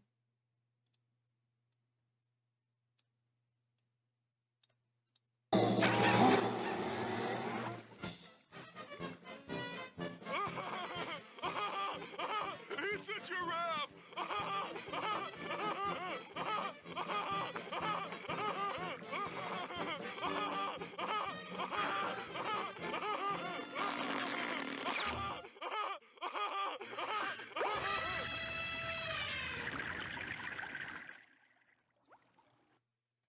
That's what I get from this. Like, sees caricature of Mexican man and then starts cackling. It's like, oh my god, what are you, 5? Stop laughing at that. It's not even funny. Ah! Mexicans. Like, what the fuck? Oh wow. Authentic poggers. Basato? Oh, it's so embarrassing. Jesus Ah, I'm Christ, getting like guys. secondhand embarrassment watching this. Latin or black or Asian. Yeah. And you know you think you're gonna get some cool designs, but you know they always throw in all this weird shit on top of it, Yeah. and it's a real bummer. So here's my concept. Well, here's the reason why.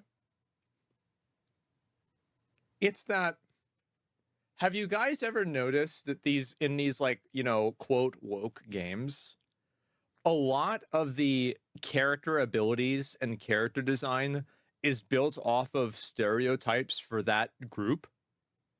Have you guys ever noticed that? Whoa, you ever noticed that? It's and I don't think people really talk about it. It's kind of racist. It is. Yes. Except first Yeah, the this name is Daw awesome. is just so boring and forgettable. Yeah. So mine is named like Mr. D, Yeah. which sounds kind of like a cholo name. Like Mhm. he'd be all, "Hey, check that out! My name is Mr. D, fool." You know, something like that. You know, maybe he's a little bit chunky. He eats his tortas. He eats his tortillas. You know, he's kind of a Maybe he's a little bit chunky. Shows like the thinnest guy.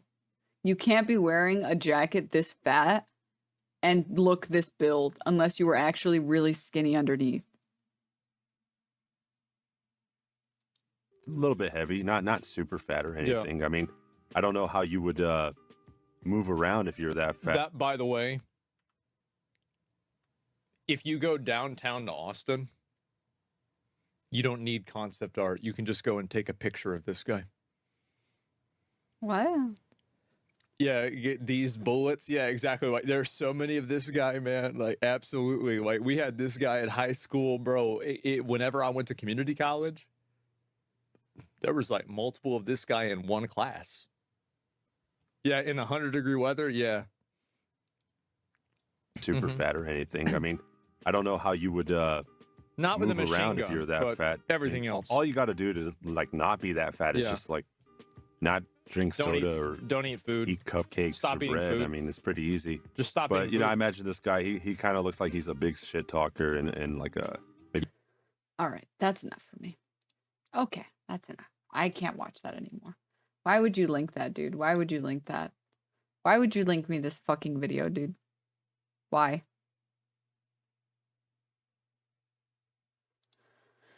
That's enough. We didn't even get to do anything else because I got so fucking sidetracked by this fucking mold. Well, at least we had a good Monday mold, I suppose. I guess. That was so bad. That was so cringe. It was so cringe. Oh, oh my god, dude. Why would you show me that, man? Ugh. It's a giraffe. The whole video is just that. It's just how dare you make a character fat?